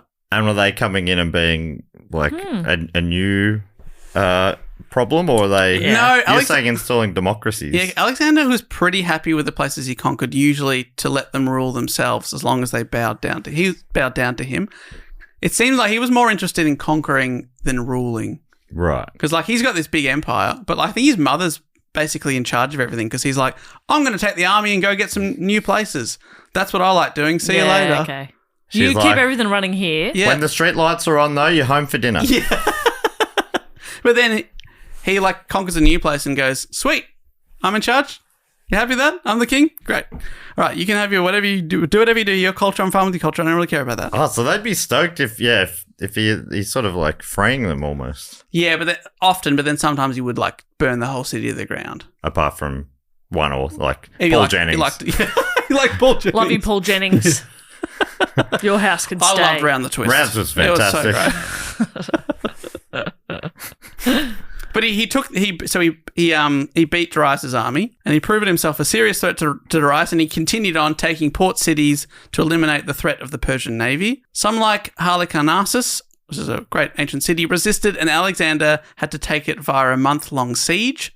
Another famous Alexander story is that when he got to Gordium, he was confronted with the Gordian knot. Have you heard of the Gordian knot? No. This was a complex knot that was tied to an ox cart, and it was said whoever could untie it would be destined to rule all of Asia. So Alexander was invited to have a go. He couldn't untie it, so he pulled out a sword and dramatically just cut right through it. And this has become a famous story used as a metaphor for a seemingly impossible problem, which is solved by brute force. He's kind of ruined it for anybody else who wanted to have a crack. The next person was like, I actually had a few theories. Yeah. That wasn't in the spirit of I've been practicing. The knot. That's real bat and ball going home sort of stuff. Yeah. I can't. Well, it's stupid anyway. Yeah. Cut it in half. But, okay. Every knot must be able to be undone though, right?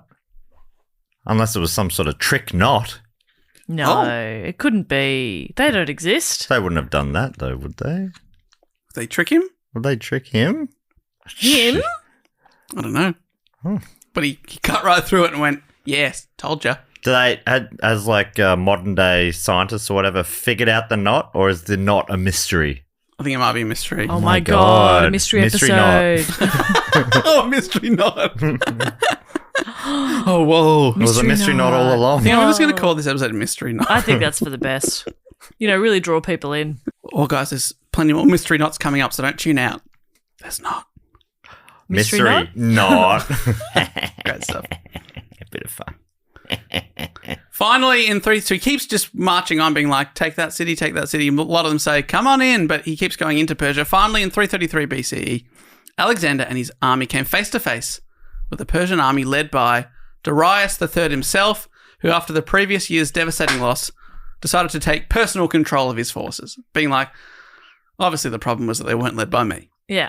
I'll sort this guy. I have to do everything. Yeah, bloody hell. This bloody young upstart comes in, 20 years old. I'll show him what's what. It took place in Issus, which in modern times is in southern Turkey, near the border of Syria. Darius' army greatly outnumbered his invaders. It's always hard with the numbers of how many soldiers, because in the ancient world they inflate them. They're like, there was 38 billion people on the dance floor. What are you talking about? When I dropped the needle, it went off. It was wild. 3 billion. It was so sweaty in there. But everyone was loving it. Yeah. Right, the DJ was playing the perfect song. It was just banger after banger. And drinks were actually very reasonably priced. Yeah. Everyone was having a good time, and everyone said, thank you so much for this party, Darius. You're awesome. But then Attalus did a speech and everyone left. Oh, my God. It was awful. Yeah, he sucked. You suck, Attalus. We didn't come here for a speech. We came here to party. So the numbers are probably, and this is probably accurate and not inflated, Alexander probably had about 37,000 men, whereas Darius had between 50 and 100,000 at his disposal. Okay, so one of those numbers is bigger than the other. Oh, yeah. Oh, yeah. But they're both bigger than 37,000. That's true. Yeah. One's a bit bigger and one's way bigger. Like so Triple. big. Yeah. So big. The battle was fought along... One's the capacity of the MCG. Oh, when you put it like that, that is quite like, big. Whereas the other one's like the capacity of Amy Stadium. Oh Amy my Park, God. Whatever. Maybe. Yeah. Yeah, it's like, well, you're going to go to the Foo Fighters, you're going to go to Taylor Swift. Okay? Yeah. You get the that's difference. There we go. Yeah, one of them plays their instruments live. This is our Errors tour because we're going to make Errors because did you see that Dave Grohl rant? No. It's got the Swifties didn't like it, and I don't know. I don't have an opinion. Okay. But I hope the Grohlians and the Swiftians come for us. Could really use the publicity. 50% of our audience is Swifties. Yes. The other 50 are Grolians. Yeah, that's so right. we know them all now. Yeah. But that's what we do, you know. We're just like we're pot stirrers. Yeah. Me personally, I'm a Swift growler. Mm-hmm. I get in, get out. Mm-hmm.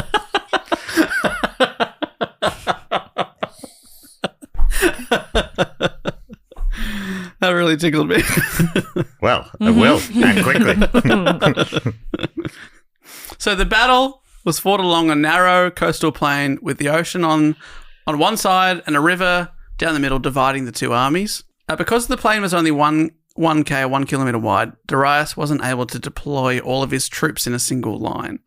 That's how many people he had. He couldn't even line them up. They're 2 by 2. And 1K is not wide enough. However, it was raining and the Macedonians had to push across a muddy river surrounded by slippery banks, and no matter how tight your... I'm just picturing the Mud and Jess going, I'm out. rolling into the river. I don't even like walking on sand. Yeah. Like the hard sand near the water, lovely, but like... Oh, the loose soft set, stuff? Oh. fuck. And at the other end of that, you're probably, what are you doing? Having a drink or watching a movie? I don't know. You're doing something nice after a walk on the beach. Yeah, They're going to battle. Nah, absolutely not. Yeah, roll. I'm good. I'm all right. You're rolling off the sandy cliff. Yeah. And you're not even making it to dinner. Absolutely not. Let alone a battle. No, I don't want to go battle. And it's muddy. It's muddy as. And no matter how tight your formations are, it's difficult to walk across a muddy river. And right. Down a bank, across a river and up a bank. And the Macedonian... slipping and sliding sort of thing? They're all over the place. Yeah. And remember, their secret is to hold tight together. Yeah. So one person slips and you're like, well, now we're exposed. We've all got to slip. Yeah, We've all got to slip. Yeah. Can't, when you're that slippery, being tight is hard. Yeah. Yeah. And they're under fire from arrows. But the Macedonians kept pushing forward, their superior training and discipline really coming to the fore. They kept together as a team. The phalanx of spears, the sarissas, the really long poles, was in the middle, and you can imagine the left flank of cavalry was controlled by Alexander's right-hand man, Parmenio, and Alexander was on the right commanding his own cavalry. So you can imagine the foot soldiers are all in the middle, and then the horses are split into 2 groups, one on either side. That's the formation. The 2 armies clashed, and things didn't start out well for Alexander. The fighting was tough, and there were huge casualties on both sides, but the superior size of the force of the Persians appeared to be too great to overcome. Alexander, on the right-hand side of the battlefield, pushed through Darius' own cavalry with his own horses and broke a hole in their line, and this meant that Alexander and his best cavalry were able to get behind the Persians and attack them from the rear and take the pressure off his phalanx of spear guys who are really getting smashed. It's a big advantage when you come up from behind because you can tap them on the opposite shoulder and they look at what? You. Alexander, you are great. Gets me every time. You dog. You dog. Alexander saw Darius himself on the battlefield and ordered his unit to charge into the men surrounding the other king. And seeing that things were not going his way, Darius III decided to run away. Oh, I pulled a Jess. Yeah, I'm good. Did you say roll away? I'm not necessarily a coward. He's running away like, I'm scared. I'm not in the battle to start with. She never got there. Like somebody goes, I challenge you to war. And I'm like, oh, don't worry about it. What do you want? Yeah, you can have it. Just shut up. Just take it. Yeah. I'm just blocking him. Yeah. If anything, you're running Sorry, towards I'm not them. home. Yeah. The castle's closed. Whatever. Like, Castle's just shut up. I'm not going to war. Leave me alone. I'm not going to take any of your stuff. I just want to play my little video games and just leave me alone. If you want to go battle, have a good time, but I'm not. I'm not into it. Darius had a similar idea. He's like, I got to get out of here. He took off so quickly that he left his wife, daughters, and mother behind. Yes. And I guess you have to be pretty confident of victory to bring them to the battlefield in the first place. Yeah. And then you're like, I got to get out of here. See ya. Come on, kids, we're going to the battlefield. Imagine that's not a great look. No, not good. This is from Wiki now. The Persians saw that their great king had gone and that the battle was being lost, and they abandoned their positions and fled in full rout. The Hellenic cavalry, which is Alexander, pursued the fleeing Persians for as long as there was light. As with most ancient battles, significant carnage occurred after the battle as the pursuing Greeks slaughtered their crowded, disorganised foe. So Alexander had just won what on paper was a pretty impossible fight, and this was the beginning of him writing his name into the history books as one of the greatest military commanders of all time. And you might be worried about Darius' family, but Alexander treated them with great respect after he captured them, and they all seem to have gotten along. In fact, he married Darius' daughter Statira II. There you go, got on very well. Got on very well. Wow. Yeah, and apparently they liked each other. It was Wow, a married couple liked each other. But like the family and everything were like, this guy's all right. Darius had turned and lost, but he was not fully down and out, and he retreated into his very vast kingdom to gather a new army to face Alexander. Oh my God. All right. And he's really hoping that stories from the front don't come back. When people are like, hey, where are your kids? Oh, where's your mum? I think they're fine. Yeah, they're good. They're all right, good. they're okay. Yeah. They're probably out shopping, I think. Yeah. I think they went shopping, grandmas and kids, they go shopping. Probably going to the movies or something, I You think. got the credit card, Yeah, don't worry, I'll get the bill. Yeah. It's all right, I'm the king, so it's fine. We can afford it. Now, I've already mentioned a couple of sieges which Alexander was really good at winning. And whilst Darius was gathering his new army, the most famous of Alexander's sieges came next in 332 BCE, called the Siege of Tyre. Tyre was a strategic coastal base for the Persians on the Mediterranean Sea, and it was impossible, or thought impossible, to capture because it was an island and was surrounded by really tall walls on all sides. So you couldn't get anywhere inside it. And I should point out that Alexander didn't really have much of a navy at this time. So he's like, how am I going to attack that without ships? So he responded to this problem by first blockading and besieging Tyre for 7 months, and then he built a giant bridge. Mm-hmm. Mm-hmm. His engineers built a kilometre-long, 200-foot-wide causeway. According to history.org, the causeway was built using rocks, timbers and rubble taken from the buildings of the old city nearby. Initially, work progressed well. The water near the mainland was shallow and the bottom muddy, but as the causeway lengthened, the Macedonians and Greeks began to run into trouble. The seafloor shelved sharply near the city to a depth of 18 feet or 5.5 metres. Work slowed to snail pace, and the work gangs found themselves increasingly harassed by missile fire from the city walls. So the closer they got to the islanders started shooting shit at the people trying to build this really long bridge. Eventually, Alexander constructed 2 siege towers at the end of the causeway. Like most of Alexander's siege towers, these were moving artillery platforms with catapults on top to clear the defenders off the walls. The towers were made of wood but were covered in rawhide to protect them from fire arrows.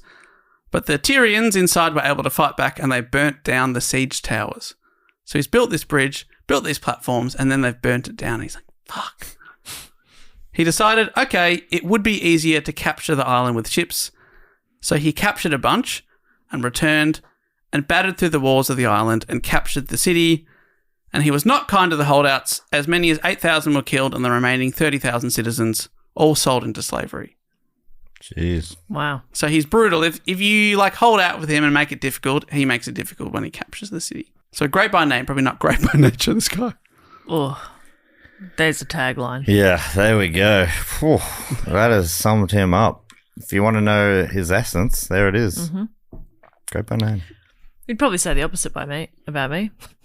Not great in name. Great in nature, though. Yeah, yeah. You know? Your name isn't great, is it? Not a great name. No.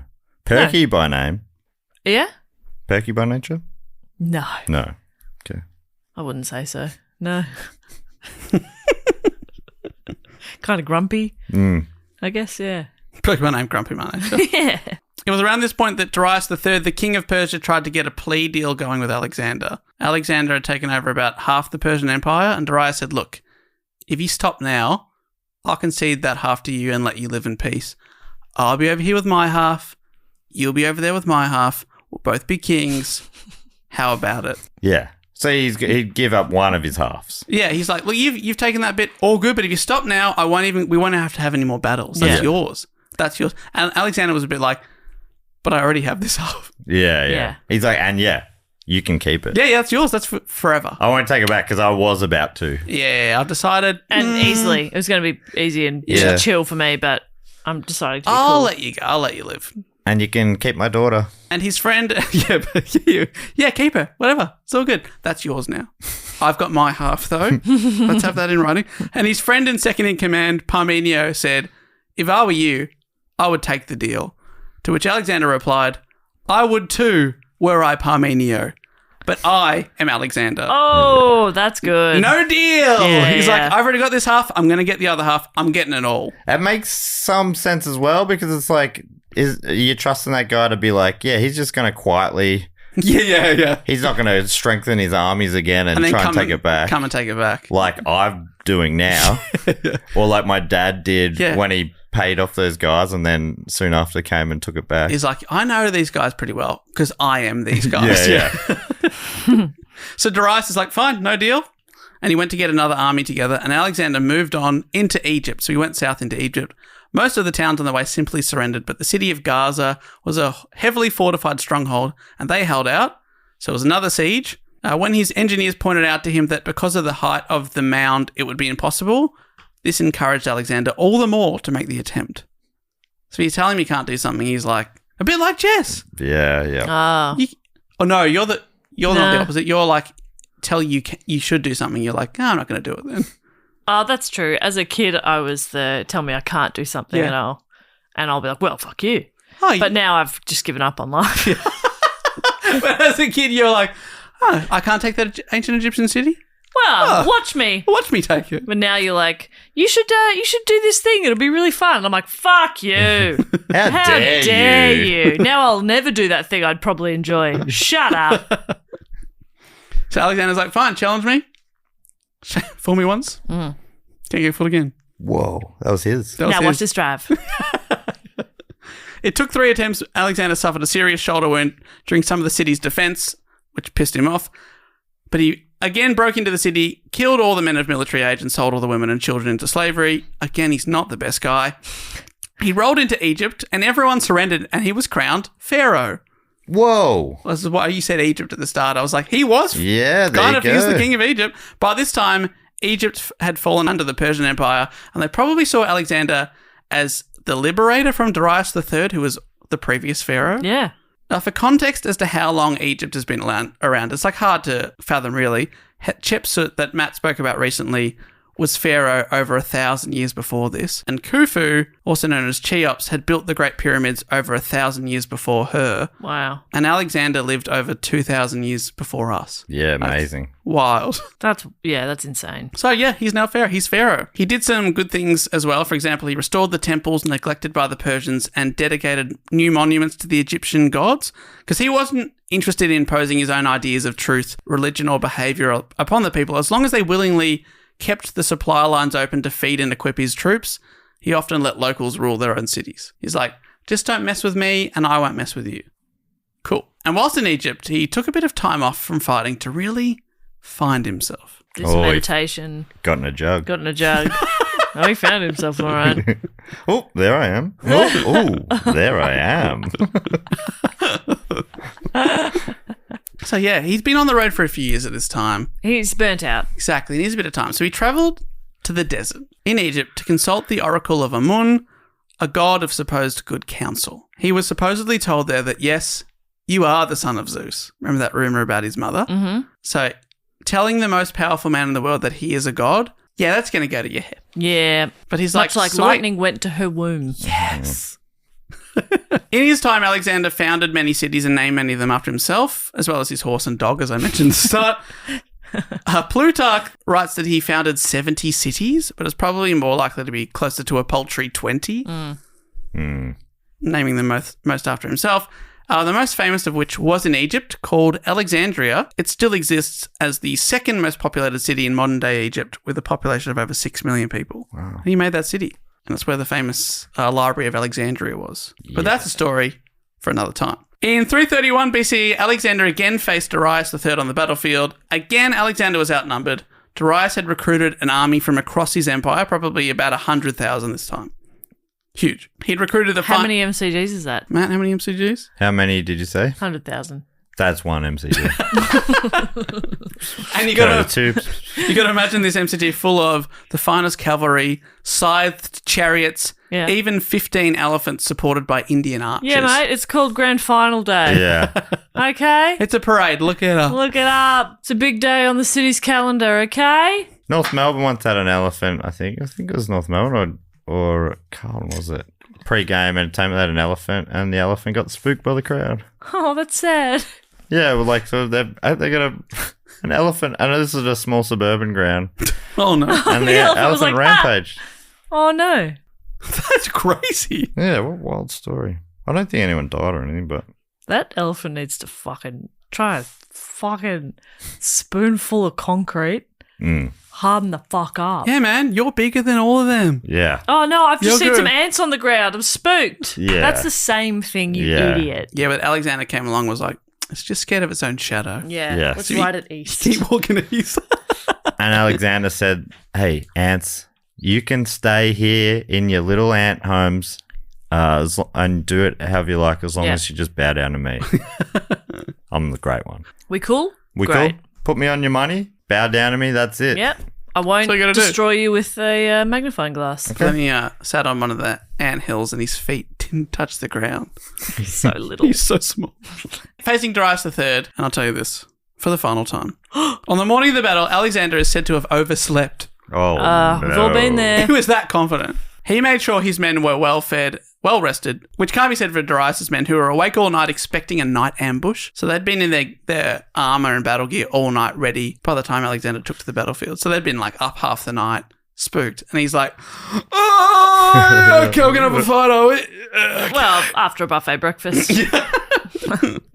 We'll do the quiz from the paper. And then I guess once everyone's ready, we'll head over. Everyone finished Wordle? No spoilers? No spoilers. Take your time, boys. Take your time. Worldhistory.org writes, as Alexander looked across the battlefield towards the Persians, Alexander called out individual soldiers by name, speaking of their bravery in other battles and asking them, again, to fight for Macedonia. As he spoke, an eagle, which is a favourite animal of Zeus, flew overhead and towards Darius. To Alexander, this was another omen of victory. Yeah, feels really good. And then it flies over and it took his shit on Darius. He's like, yeah, this is going to go well really for me. good. So he's getting complacent because he's just like, this is meant to be. Yeah, he's like, I don't even need to try here. Yeah. I was in bed like 24 minutes ago. Yeah. Again, Alexander commanded the right-hand side. Parmenio commanded the left with the phalanx in the middle. Again, the fighting was brutal. A gap opened up in the middle of Alexander's army, and Darius saw this as an opportunity to smash through it, and he sent in his best soldiers, but it was an Alexander trap. Oh, cheeky. They got smashed. Alexander took his unit and went straight for the centre where Darius himself and the royal guard stood. Now without their line of best cavalry protecting them because they'd gone into the trap, he got as close as he could, and there's a chance that Alexander himself even threw a spear at Darius. Whoa. As Darius was running away. Yeah. As Darius was using his youngest child as a shield. Take her. Need another wife? I can make more.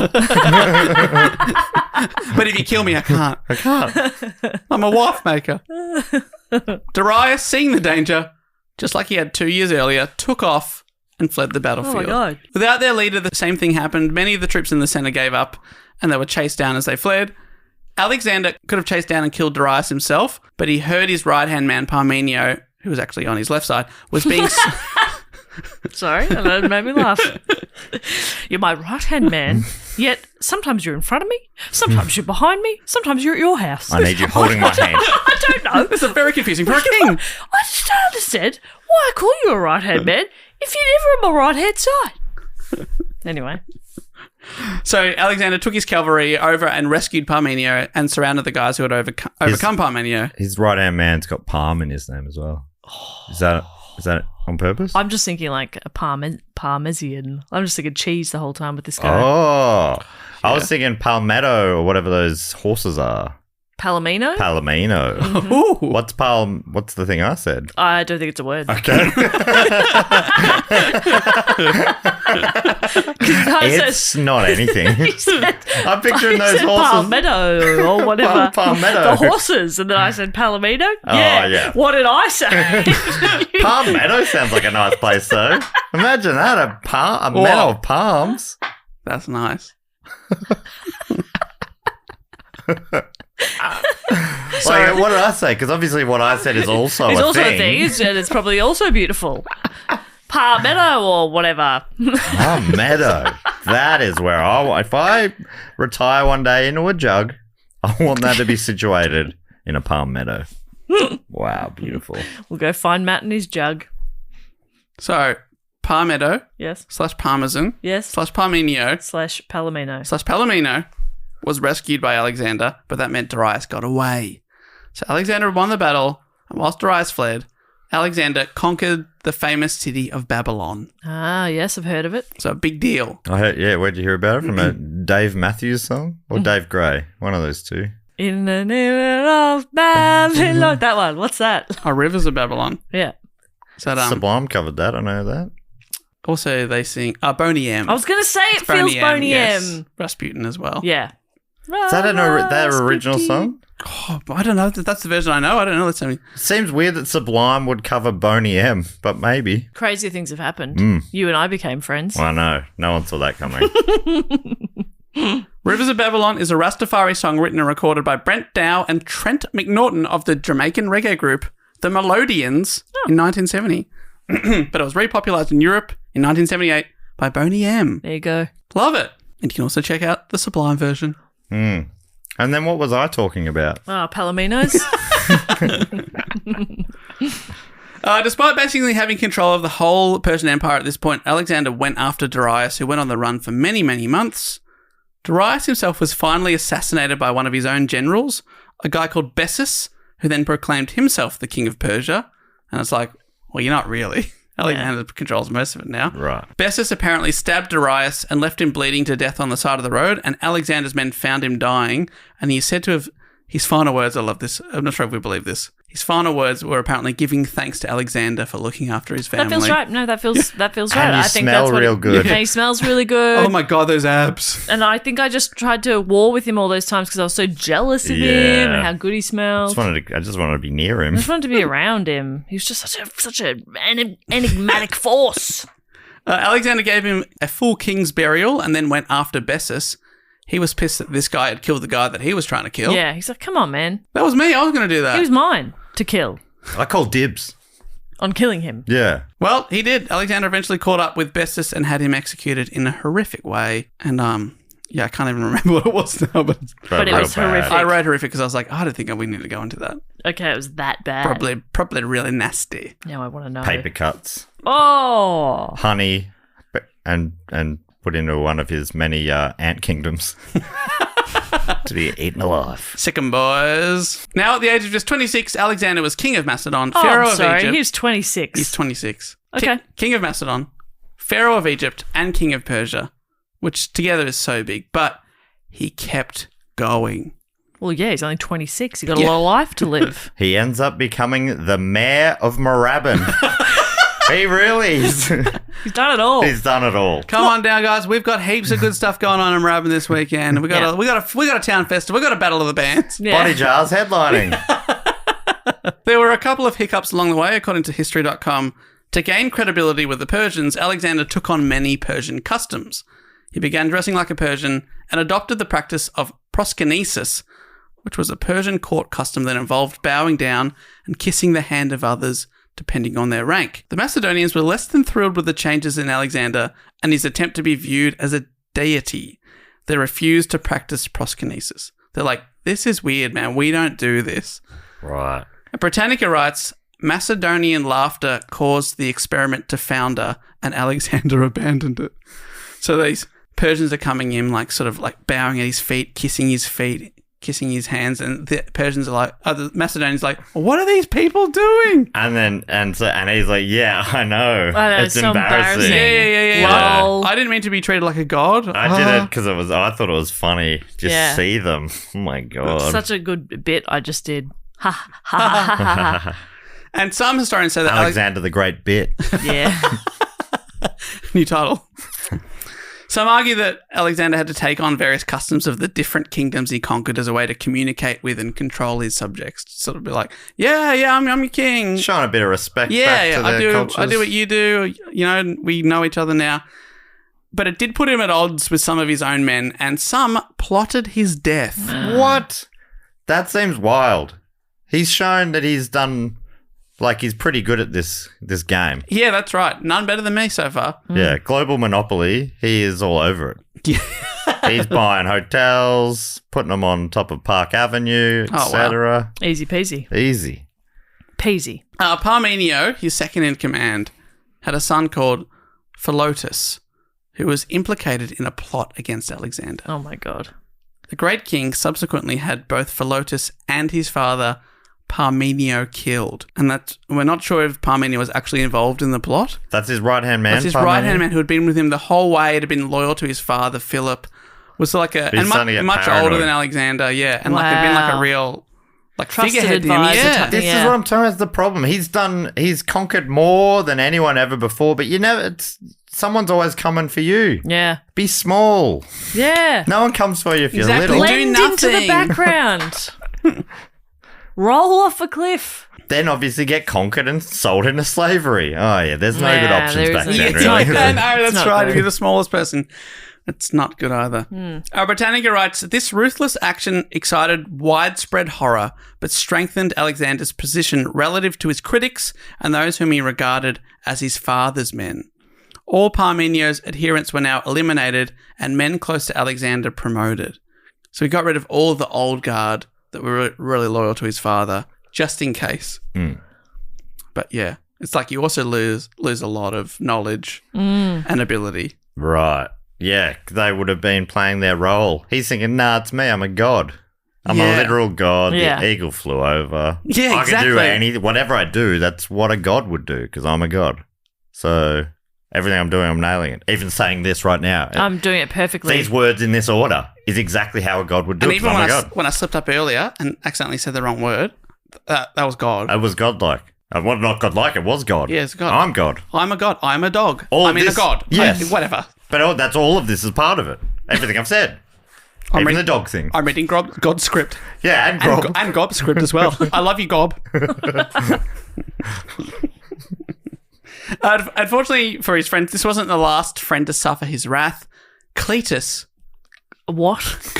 It could be Clytus, but I want to call him Cletus. Cletus. Another general and close friend of Alexander made fun of Alexander's new Persian persona, and whilst he was drunk, mocked the king a little too much for his liking, and Alexander lashed out and killed Cletus with a spear. An act that he later deeply regretted. Yeah, I'd see it's a bit of an overreact. Yeah, I went too far there. Apparently had quite a temper. Yeah, that has been apparent. Yeah. But and then he sees the rage, the mist drops and he's like, I've just killed one of my best friends. Yeah. We've all done it. You can't judge him. We've all done it. We've all sort of snapped and then gone, I feel a bit silly. Was Cletus there when the Jugman was sort of giving him no respect? He's like, this guy loves it. He loves it when people don't respect him. He loves a little roast. Yeah. Just having a bit of fun. Wait, what? Fun amongst friends. Despite these hiccups, Alexander and his army continued on their quest for what now seemed like world domination. On and on and on the troops went into, in modern day terms, they went into Iraq, Iran, Afghanistan, Pakistan, and even India, conquering everyone along the way. A crazy fact about Alexander the Great is he never lost a battle. Wow. So he just kept winning. And already dies of old age. Wow. dies of old age, 120 years old. Wow. And he did. He conquered the whole world. Wow. Yeah, and you guys don't know much about your conqueror? I know. I'm just realising I recognise that quiff. He's on the back of our coins. Yeah. Already, he had amassed an incredibly huge empire that stretched across 3 continents and covered about 2 million square miles, or 5.2 million square kilometres. If that was a modern-day country, it would be the 7th largest on Earth after Australia, 7.7 million square kilometres, and above India, which is 3.2 million. And now he was in the process of taking over India. It's like he's travelled so far. And by the time he got there, his army, they'd been on the road for almost a decade. And when they left, they didn't know how long they'd been gone for. Certainly not this long and this far away from home. They just kept going thousands and thousands of miles. It's like this wild adventure, but also the conditions had been really, really tough. Sometimes it was really, really hot. Sometimes it was really, really cold. They went through floods. Sometimes it was perfect. Yeah, it was just right. Sometimes it was like a beautiful holiday, traveling with your best friends. Yeah, walking on the sand. But sometimes it was pretty touch and go. They were in pretty uncharted territory, and some thought they were literally going to find the edge of the Earth. That's how far they traveled. Oh, this is pre round Earth. Theories. Yeah, but before the conspiracy theorists, the round earthers got going. Is that right? Yeah, this is pre. When does that happen? When's Copernicus and stuff? Much after this. And is Copernicus a person? Yes. Or is it a type of horse? That's Copernicus with the telescope. When we're looking up, he lived 1,800 years later than this. Okay. Close. Wow. Yeah. About the same. Yeah. 1,008, so... Well, that's pretty recent. yeah, like much closer to us than yeah. Like so much. Yeah. I get it. Yeah. It's all, it's history. You know what I mean? Yeah. Yeah. After winning some battles in the north of India, when the soldiers heard that actually there's heaps more land and plenty more Indian kingdoms to overcome, they'd had enough. Alexander wanted to keep going, but for the first time in his life, he faced a revolt. He had officers advise him that we should really go home. Alexander was furious, but eventually took their advice and turned back, which in itself was a crazy journey across a desert where he lost a lot of people. He was like, I want to go this way. And they're like, okay, that's all across right. the desert. Yeah, there's a water slide that'll take us all the way back, and it'll be fun. He's like, no, I want to go this way. We're walking through the sand. And I'd be like, well, I'm just going to stay here and wait for a vulture to come and kill me then. When Alexander finally reached the city of Susa in Persia, he wanted to unite the Macedonians and Persians, and he ordered 80 of his officers to marry Persian princesses at a mass wedding. Britannica writes that he also married 10,000 of his soldiers with native Persian wives who were given generous dowries. And it's at this same mass wedding that he himself married Statera, the daughter of his conquered enemy, Darius III. In total, Alexander had 3 wives, so a lot less than his dad. Mm-hmm. But he was a bit busier than his dad, I suppose. Yeah. But the Macedonian officers forced into these Persian marriages were, again, pretty unhappy, and they were even more annoyed when 30,000 Persian youths started receiving Macedonian military training, and the Macedonians already in the army saw these newcomers as a threat to their own privileged positions. Like, you're getting a new army? What about us? Just an extra army, just to keep us. We got more territory now. Yeah. Like, it makes sense. It does make sense, but they're like, but we should be the army. You are the army. Yeah, you are the army. But there's a new army. They're just coming up also underneath army. you. But they're Persian and we're Macedonian. We should be we're better. we're all one. We're all people. Exactly. He's like, and now you married to them. That's your wife's family you're talking about. He's saying one world, one love. Yeah. And he's singing by the rivers of Babylon. Everyone now. There was an open mutiny involving all but the royal bodyguard, but when Alexander dismissed his whole army and enrolled Persians instead, the opposition broke down. They were like, I didn't think you would do that. Okay. So they came back. According to History.com, to further diffuse the situation, Alexander returned their titles and hosted a huge reconciliation banquet. So he called their bluff, and they went, okay, yeah, I'll still be in your army. In 323 BCE, Alexander returned to Babylon, and he was reportedly back to Babylon, scouting out Arabia, which was south of what he had already conquered, when he conquered. Concord. Concord, you love that plane. I am Alexander the Conqueror. Conqueror. This sentence is going to sound weird now. He'd already conquered when he suddenly fell ill. What?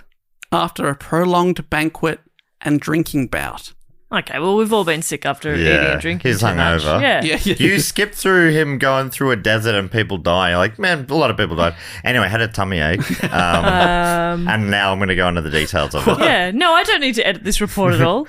It was... One time he drank too much and he felt a bit sicky-wicky. It was quite the tummy ache. He was sick for about 10 days with a bad fever. Been there. Yep.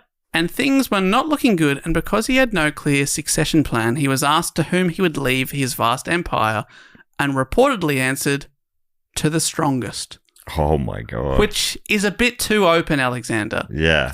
It's beautiful and poetic. Yeah. But it is a bad that's business not a model. Yeah, mate, yes, come on. Yeah. Come on, if you want to keep it all together. For it. Yeah. Yeah. And all good things, and indeed all great things, must come to an end. No. And Alexander the Great died on June the 13th, 323 BCE, at around 32, having reigned for 12 years and 8 months. Wow. 32. 32. Finally. Nearly 33. There's a few parallels with Jesus, right? Jesus dies at 33. Mm-hmm. There's only one story of Jesus from childhood, like there's only one story of Alexander from childhood. Just slightly different. His was about riding a horse, and Jesus was upset at people selling stuff. Isn't that the story? I don't remember that story. I think the only story they have I think is meant to be supposedly recorded about Jesus was that someone set up a market in a church.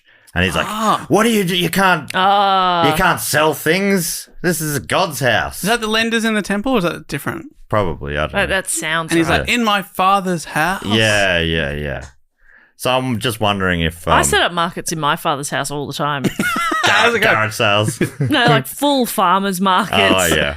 Fresh eggs. Yeah, pigs. Fresh pigs. Fresh pigs. Running wild. And how does your father take it? He's like, oh, bloody hell, Jess. You bloody done it again.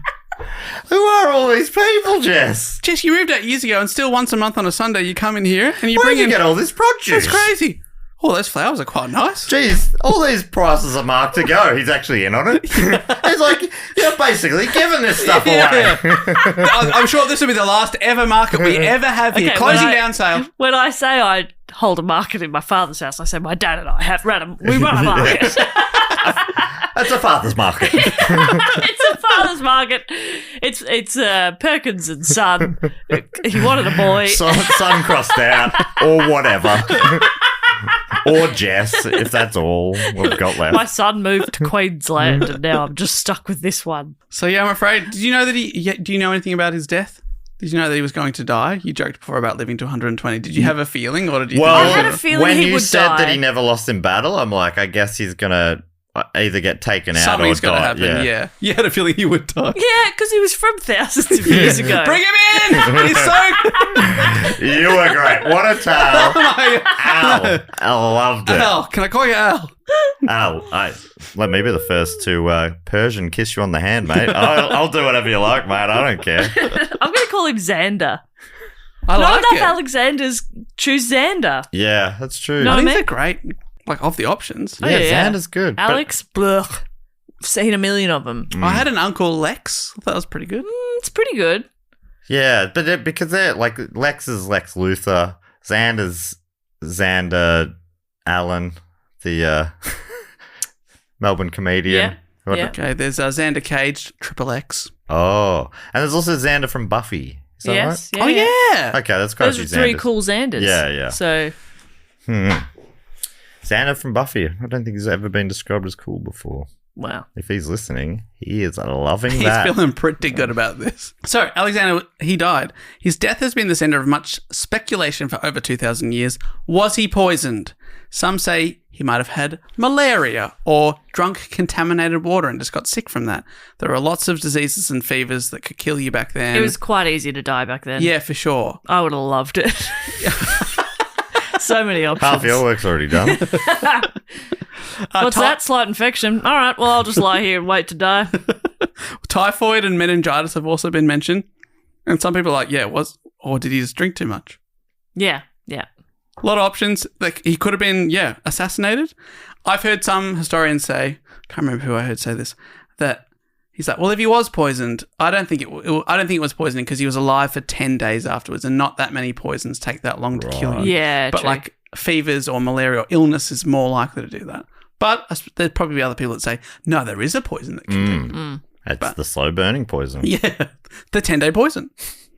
Alexander, like we said, had left no succession plan and had no obvious or legitimate heir, and he just said cryptically, to the strongest. His son by his wife Roxanne was born after Alexander's death, so she was pregnant when Alexander died, and they named the son Alexander IV. There was support for both baby Alexander IV and Alexander's half-brother Philip Aridaeus, who I mentioned at the start of the report, probably had learning difficulties, and they were actually appointed joint kings, albeit in name only, as there was a big power struggle going on between Alexander's generals, many of whom were lifelong friends he grew up with. I mentioned them at the start of the report as well, and they are referred to as the Diadochi, and that translates as successors. Oh. So they weren't called that at the time. It was only after he died that they started to be called the Diadochi. And there were lots of rival assassinations, including Alexander the Great's son, Alexander IV, was eventually murdered. So was his brother, Philip Aridaeus, and Alexander's mother, Olympias, was also murdered. Jesus. When Alexander the Great was out conquering, she'd done a lot of ruling from Macedonia. So she was a very skilled and powerful person, and, you know, people trying to grab the throne were like, we got to get rid of her. Yeah. She knows what's what. 40 years of civil war between the Diadochi ensued before the Hellenistic world settled into 3 stable power blocks. The Ptolemaic kingdom, founded by Ptolemy in Egypt. He was one of Alexander's lifelong friends and generals. The Seleucid Empire, founded by Seleucus in Syria and the Middle East. Antigonid took over Macedonia, founding the Antigonid dynasty. And Lysimachus founded the kingdom of Lysimachus, which included the famous city of Thrace. And a lot of these dynasties lasted centuries in their own right, much longer than Alexander was able to hold on to power himself. We've spoken about the Ptolemies in Egypt before. Previous report topic, Cleopatra, was from the Ptolemaic kingdom a few hundred years later and was its last active ruler. She was later than this. Yeah, about 300 years later. She was the last of the Ptolemies, which was, so her great-great-great-great-great-grandfather was Alexander's general. I had a Ptolemite account when I was a kid. I think. Is that the same thing? Yeah. Yeah. What did I say? Yeah. What did I say? Wait, what did I say? What a tale. Yeah, so he was gone, and through his generals and their descendants, his impact was felt for centuries. His campaigns had greatly increased contact and trade between East and West, and vast areas to the east were significantly exposed to Greek civilization and influence for the first time. His expedition and his own personal interest in scientific investigation brought many advances in the knowledge of geography and natural history. Like I said, some of them thought they were going to find the edge of the world, and they're like, oh, there's people here. Like, lots of them. Yeah, wow. History.com writes, his influence on Greek and Asian culture was so profound that it inspired a new historical epoch called the Hellenistic period, which is usually classified as being between the death of Alexander the Great in 323 BCE and the death of the aforementioned Cleopatra in 30 BCE. So there you go. Bookended by 2 of our report topics now. During the Hellenistic period, Greek cultural influence reached its peak in the Mediterranean and beyond. Prosperity and progress in the arts, literature, theatre, architecture, music, mathematics, philosophy, and science characterised the era. Greek became the lingua franca in these places, making it easier to trade and communicate. It's like, hey, we all speak Greek now. So yeah, it's all Greek to me. It's a much more open world. Which is something we all speak. Yeah. Phrase meant something very different back then. Yeah. Britannica gives him a big rap, writing, it is not untrue to say that the Roman Empire, the spread of Christianity as a world religion, and the long centuries of Byzantium were all in some degrees the fruits of Alexander's achievement. Of course, we should say that these things weren't stuff he set out to do. They were just byproducts of his drive to basically ruthlessly take over the world and conquer everyone. But he also influenced future generals and world conquerors who were inspired by him, including 2 very powerful Romans, Pompey, who also called himself Pompey the Great. He apparently adopted Alexander's haircut as a tribute. This is like... As you have done. Yeah. Is that where the pompadour comes from? Maybe, I'm not sure. Whoa. We'll look into that. He also wore a cloak that he claimed Alexander himself wore, so he was very much trying to be him. 3 centuries later. There's stories of Pompey's contemporary, Julius Caesar, weeping at a statue of Alexander because Alexander had achieved so much more than him. It's weeping at yeah, a statue. Yeah, it's full on. Yeah. I don't go to the MCG and stand at at the statues. Warney's. He took so many more international wickets than me. I'm there, Ron Barassi. Much better mustache than I'll ever have. And it continued on. Napoleon Bonaparte, 2,000 years later, set sail for Egypt to establish an Eastern Empire so he could emulate Alexander the Great. Wow. Which is crazy. Yeah. It's like, yeah, he must be looking down from wherever he is going, guys, this is embarrassing. Yeah, Chill guys, the fuck out. You're not me. You'll never be me. No. Do your own thing. Yeah. It's cool. Is that why Napoleon's sort of known as being short, even though he wasn't? He's trying to be short. He wanted to be seen as short. He was walking around on his knees a lot. Oh, He's actually okay. very tall. Oh, I guess you'll have to bring in the stool because my feet aren't on the ground. Napoleon, you clearly... You're fine, mate. You're quite tall. Yeah. A figure mentioned in both the Bible and the Quran is often interpreted as being Alexander. Such is his influence and notoriety. Who knows how much more of the world he would have conquered if he hadn't suddenly died so young.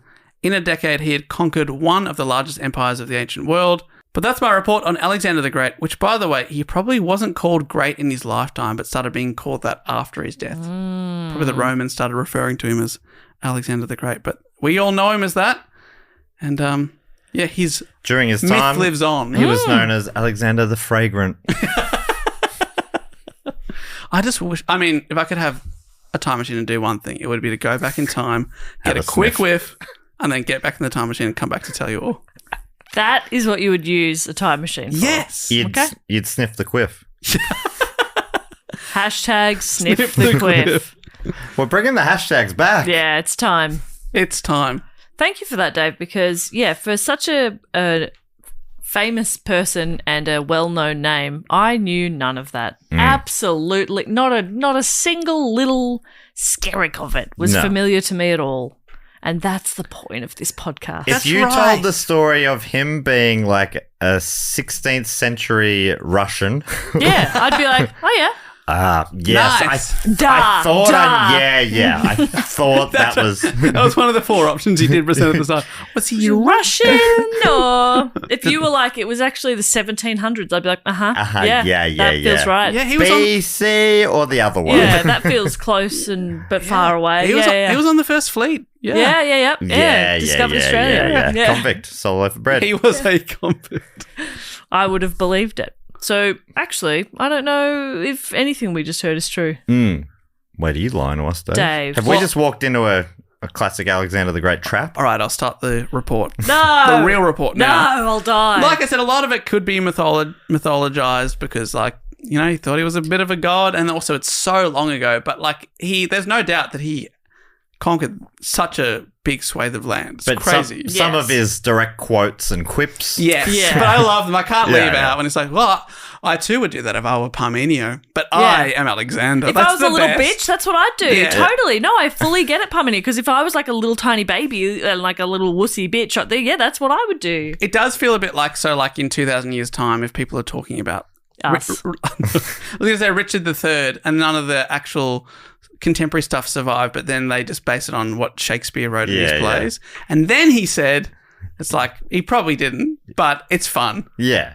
And he's a wild figure. They're basing Queen Elizabeth, our current Queen Elizabeth II, her life on the crown. Yeah, watching it going, it was exactly like that. And then they picked a bit of fluff off his jumper, and the other guy was like, oh my God, they must be having an affair because that's a very intimate thing to do.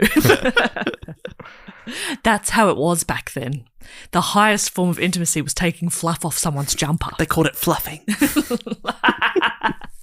All right, that brings us to everyone's favourite section of the show where we get to thank some of our... I'm going to say it, some of our great supporters. Okay. Oh my God, Yeah. Patreon the Great? Yeah, I think each and every one of them. I don't get it. You could name them that. I think they're all fantastic. I love them all. I'd have them all as my wives. I know Daryl had 6. Dennis had 6. Philip had 6. I'm going to have all of them if they want. Okay. Obviously, you got to opt in. Yeah. Yeah. Because then when me and all of the Patreon supporters of the show go on a battle, we'll all fight really hard because we don't want to embarrass each other. Playing the long game Exactly. But yeah, Dave, what's this section of the show? We take 20 to 40 minutes depending on how silly Jess is feeling, and then we just really thank some of these great supporters. Yeah, that's right. There's people that already support the show and get bonus content like bonus episodes. We put out 4 a month now, including our Dungeons and Dragons campaign, which is rocketing along and people are giving us a lot of great feedback. And we're going to continue it next year with a new season. You can get access to the Facebook group, which is one of the loveliest places on the internet. And pre-sale tickets, discount tickets. We're going to send out our Christmas cards, so hopefully you've signed up if you want one of those cards. And basically you also get to know that you support the show, which is hopefully a nice thing to know. And we also shout out to some of our people, as well as invite them into the fact, quote, or question, Matt, which... Yeah, I think it has a jingle go something like this. Fact, quote, or question. He always remembers the ding. She always remembers the vibrato. That was one of the best I've seen. Thanks. Yeah. Ever. That was up there with Belinda Carlisle. Thank you so much. Oh my God. Yeah. That means so much to me. Wow. One of the best quivers in the game. Oh, well, heaven is a place on earth. Oh, yeah. Heaven is a place in my ears when Jess is singing. Thank you so much. People get to give us a fact, quote, or a question. If they're on the Sydney Scheinberg level or above, if you want to get involved in any of this stuff, go to patreon.com/TwoGonePod. Get to give us a fact, quote, or question, brag, suggestion, really whatever you like. You also get to give yourself a title. I'm going to read out 3 this week. These are blocktastic facts, quotes, and questions. Oh, yeah. First one comes from Andy Swibes. Swibesy, whose title is Monday. Totally. Okay. Yeah. You're feeling a bit Monday, I get it. And Swibesy's got a suggestion. Writing, I've just moved across the country and things have been awesome in mine and Hoogie's new home. Hoogie's Swibesy's wife. Right, Yes. they previously were Chicago dwellers, is that right? That's right. Good memory. Yes, that's correct. Wow. Brother works in Gary. He's a cop in Gary or fireman in Gary, something like that. We are giving away a lot of Swibes details here, but We're doxing we Swibes. appreciate you. We appreciate you and Hoogsy. All is amazing here. She is still the shit. However, that's not a bad one. Hoogsy the shit. That's nice. That's a good example of a cog synonym. Yeah.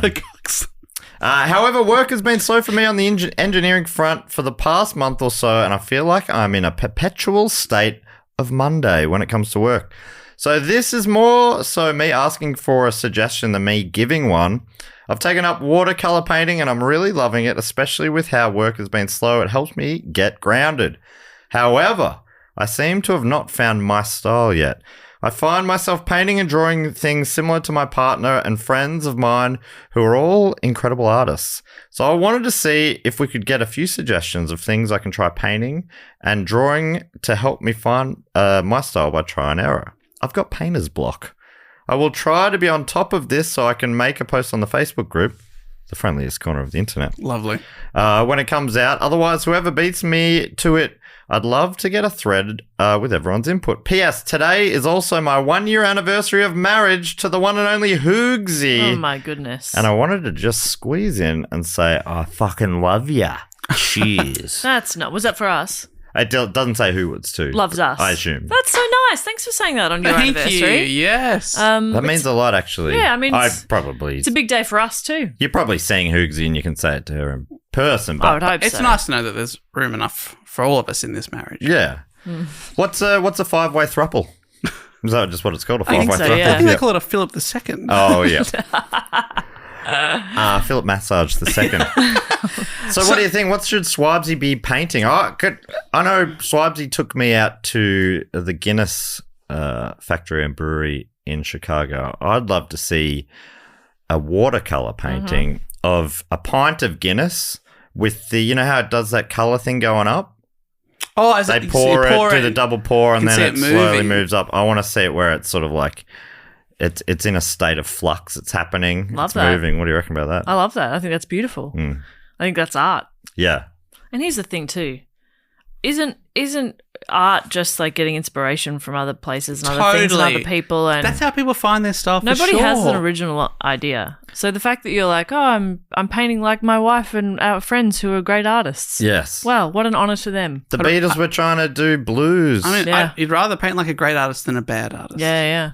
If you're going to copy someone, copy someone good. Copy the greats. Yeah. Any suggestions though on what to paint though? Just subjects or styles? Dogs. Oh, we love a dog. Love dogs. Yeah. Paint my dog. Love cats. We don't love cats. That's my dog. And also, I'm not sure if you want this to be a lucrative thing or it's just an artistic thing, but a great way to make money as an artist. Dogs. Dog. I'll pay for a patting of my dog. Yeah.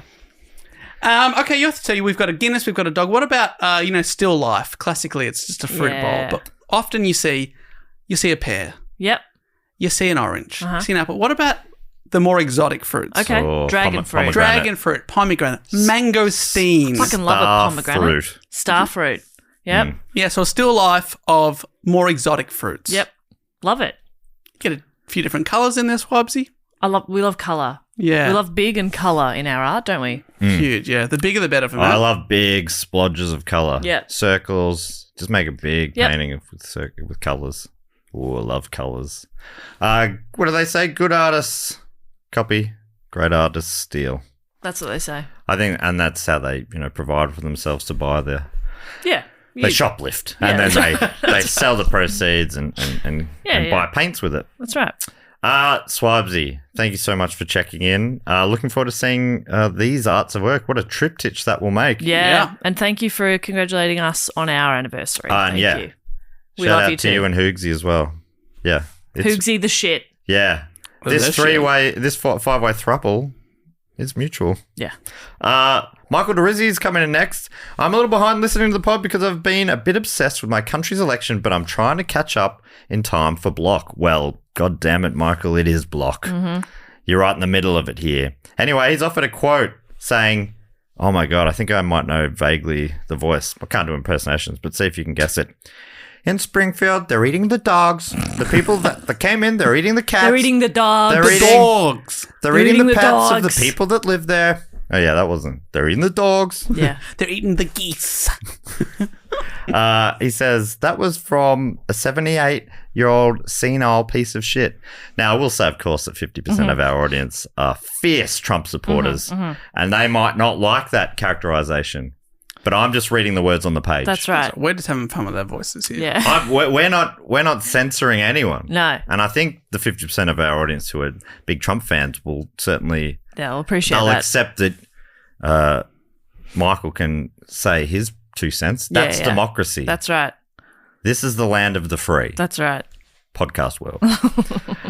Thank you very much for that, Michael. That is one of the funniest quotes in politics for some time. So funny. They're eating the dogs. I mean, almost anything he says is pretty fun. I saw a little clip and I couldn't find it again. I wanted to send it to you, but it was these two Irish comedians probably doing a podcast, and they're quoting it back and forth. And one I was like, it kind of sounds like he's doing Dr. Seuss. They're eating the dogs, they're eating the cats, they're eating the people that don't have any hats. It was a bit of fun. Thank you, Michael. Next one comes from Nate Ramirez. Ramirez. Ramirez. Okay, seashell seller. And Nate has a brag writing, hello, Matt, Jess and Dave. I'm not sure if this fits under the brag category, but it seemed appropriate.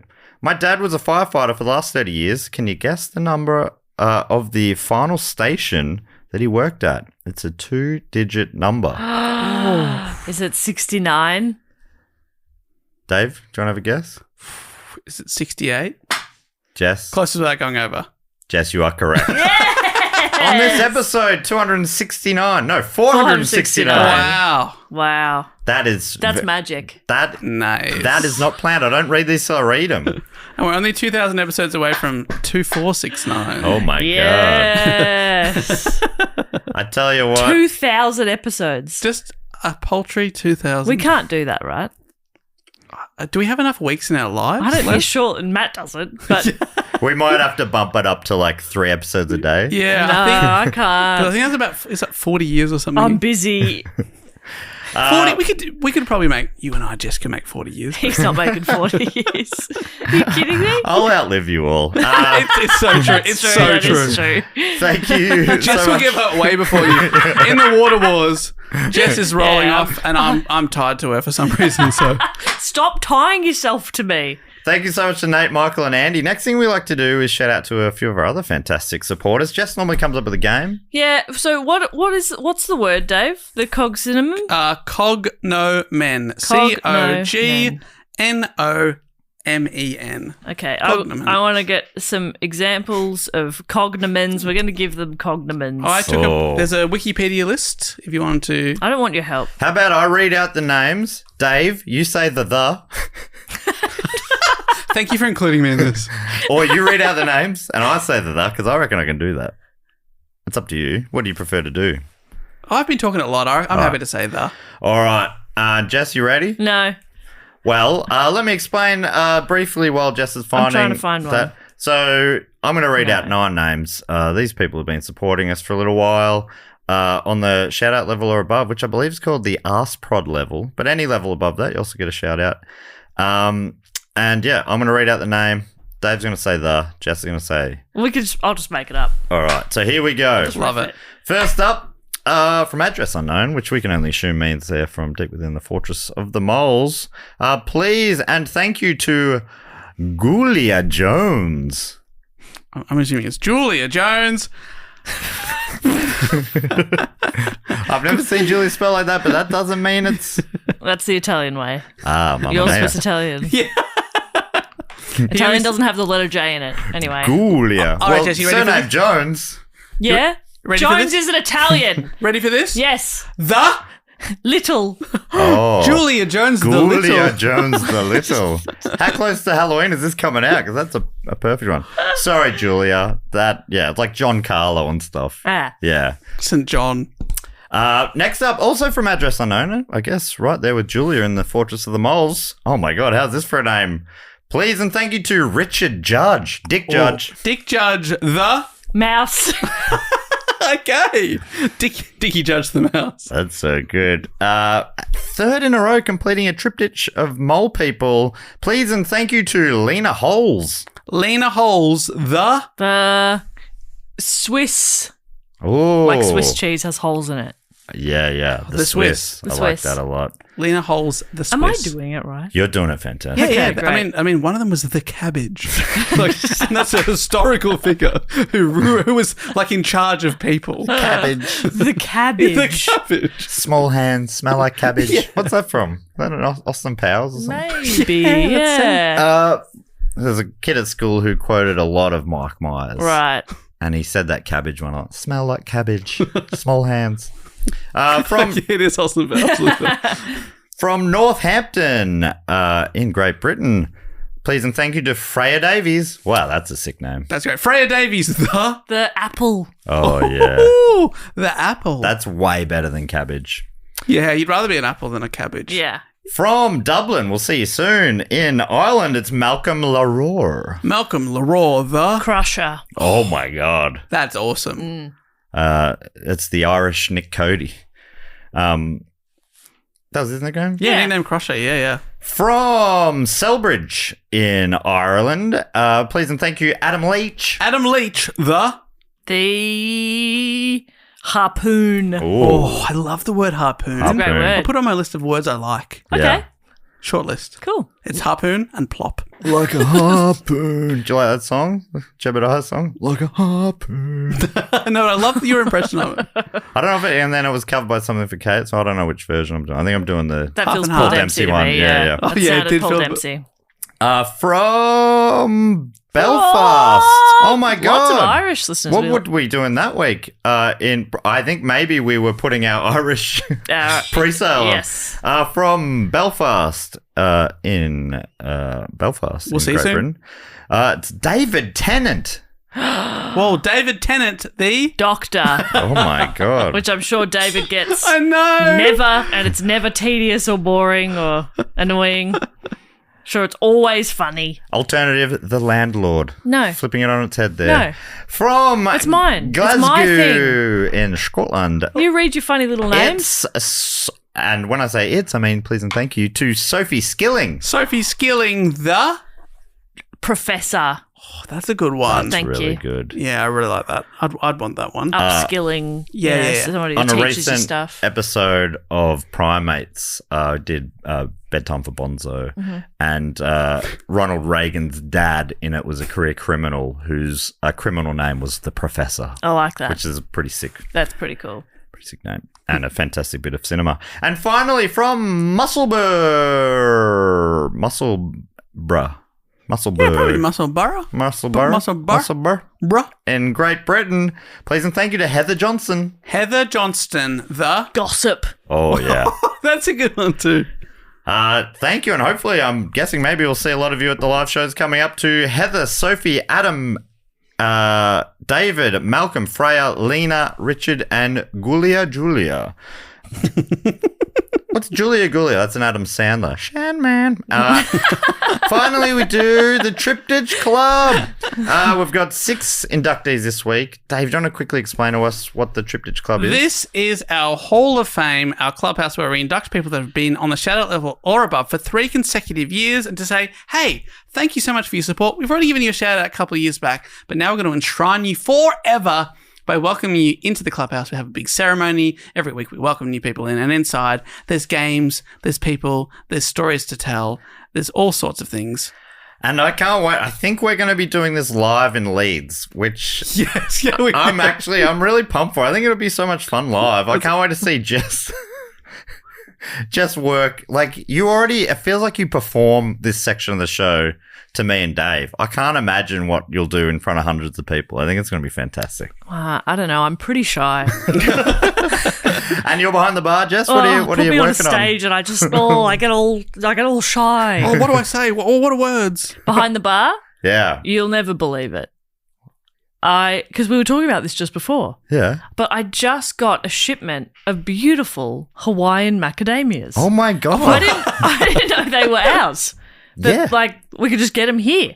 I got them from bloody Hawaii, but they're gorgeous. Oh, probably made by the Dole Company. Yeah. Who are not problematic at all. No. A beautiful history. Yeah, on the island. I think the whole history of Europeans in Hawaii very positive. Yeah, as far as I know. All right, so 6 names. Oh, Dave, have you booked a band for the after party? Oh my gosh, you're never going to believe it. What? You will never believe this. What? I have booked an Aussie band this week. Why? I've been tempting them to reform for a long, long time. The Greats are here. Whoa. The Greats. Patience. Known for 2020. 2020. Oh, yeah, so good. That's the one I can remember. But Gravity Can't Get You High. I'm looking forward to. Is that another one of their songs? I think that was one of their albums. Oh. I had a few of their albums. Gravity Won't Get You High 2006. And they'll be playing that in full. They just emailed. We were too young, so we didn't know.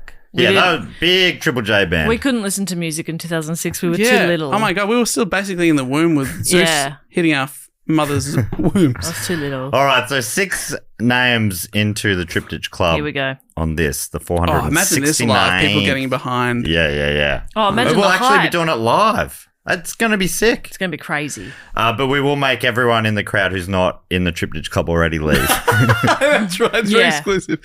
All right. So, Dave, are you ready? Dave's going to hype them up. He's standing on the stage. He's the MC. I'm on the door. Got the door list. About to read out 6 names. If you hear your name, run on in.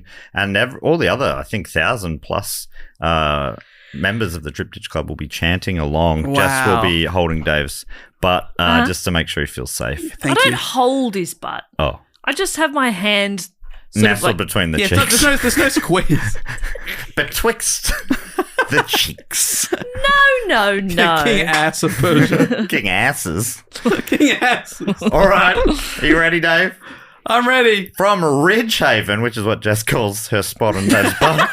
It is quite the haven. In South Australia, please and welcome Lauren Boyle. It never feels like toil when I'm talking to Lauren Boyle.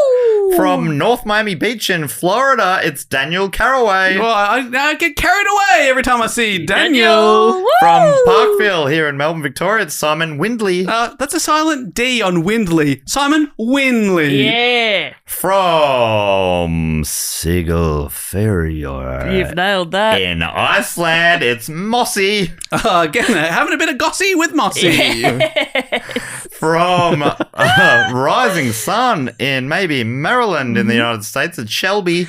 Tell me more. No, tell me more. Shelby more. Something like that. Yeah, it's good stuff. With the first name is harder sometimes, but we did it. You Samantha did. Carr. Back yourself. It's good stuff. Shelbyville. Yeah, I love you. From marry my cousin.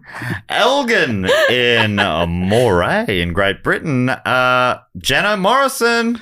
More like 10 out of 10 Morrison. Yeah. Woo! Woo! Welcome, Jenna, Shelby, Mossy, Simon, Daniel, and Lauren. Make yourselves at home. Please grab a macadamia nut and get ready to enjoy the Greats. Probably one of the best bands Dave has booked in quite a while. Can't wait to see the Greats. Wow, yeah. Huge. I'm excited. I can't remember who I booked last week, but I'm surely they were great. I'm sure they were. Yeah. In their own way. I don't book any bad ones. That's right. Hey, Dave, we are done. But we got, what have we got? 5 more weeks to go? 6 more blocks to go. Can you believe it? And they're only heating up. Yes. It's only getting bigger, better from here. Jess, anything we need to tell people before we go? Nah. Well, if Jess doesn't know, I'd love to tell you to sign up to our mailing list, our tour mailing list. Follow us on social media. We're putting up videos. Do go on pod. Do go on podcasts on TikTok, but everywhere else, I think it's Do Go On Pod. Dave, boot this baby home. We'll be back next week with the 6th most voted for topic of Block 2024. But until then, I'll say thank you so much for listening and goodbye. Later. Bye.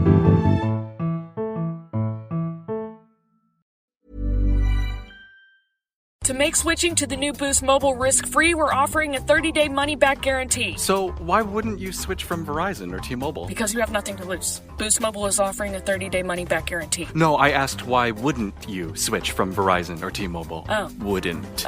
Because you love wasting money as a way to punish yourself because your mother never showed you enough love as a child? Whoa. Easy there. Yeah. Applies to online activations. Requires port in and auto pay. Customers activating in stores may be charged non-refundable activation fees. Balancing a wellness routine and busy travel plans?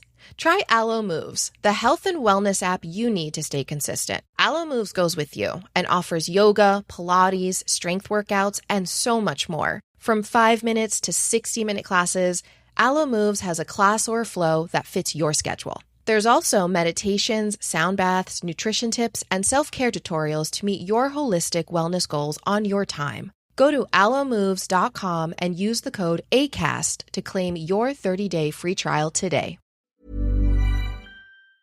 Don't forget to sign up to our tour mailing list so we know where in the world you are and we can come and tell you when we're coming there. Wherever we go, we always hear 6 months later, oh, you should come to Manchester. We were just in Manchester. We were just there, but this way you'll never miss out. And don't forget to sign up, go to our Instagram, click our link tree. Very, very easy. It means we know to come to you, and you'll also know that we're coming to you. Yeah, we'll come to you, you come to us. Very good. And we give you a spam-free guarantee.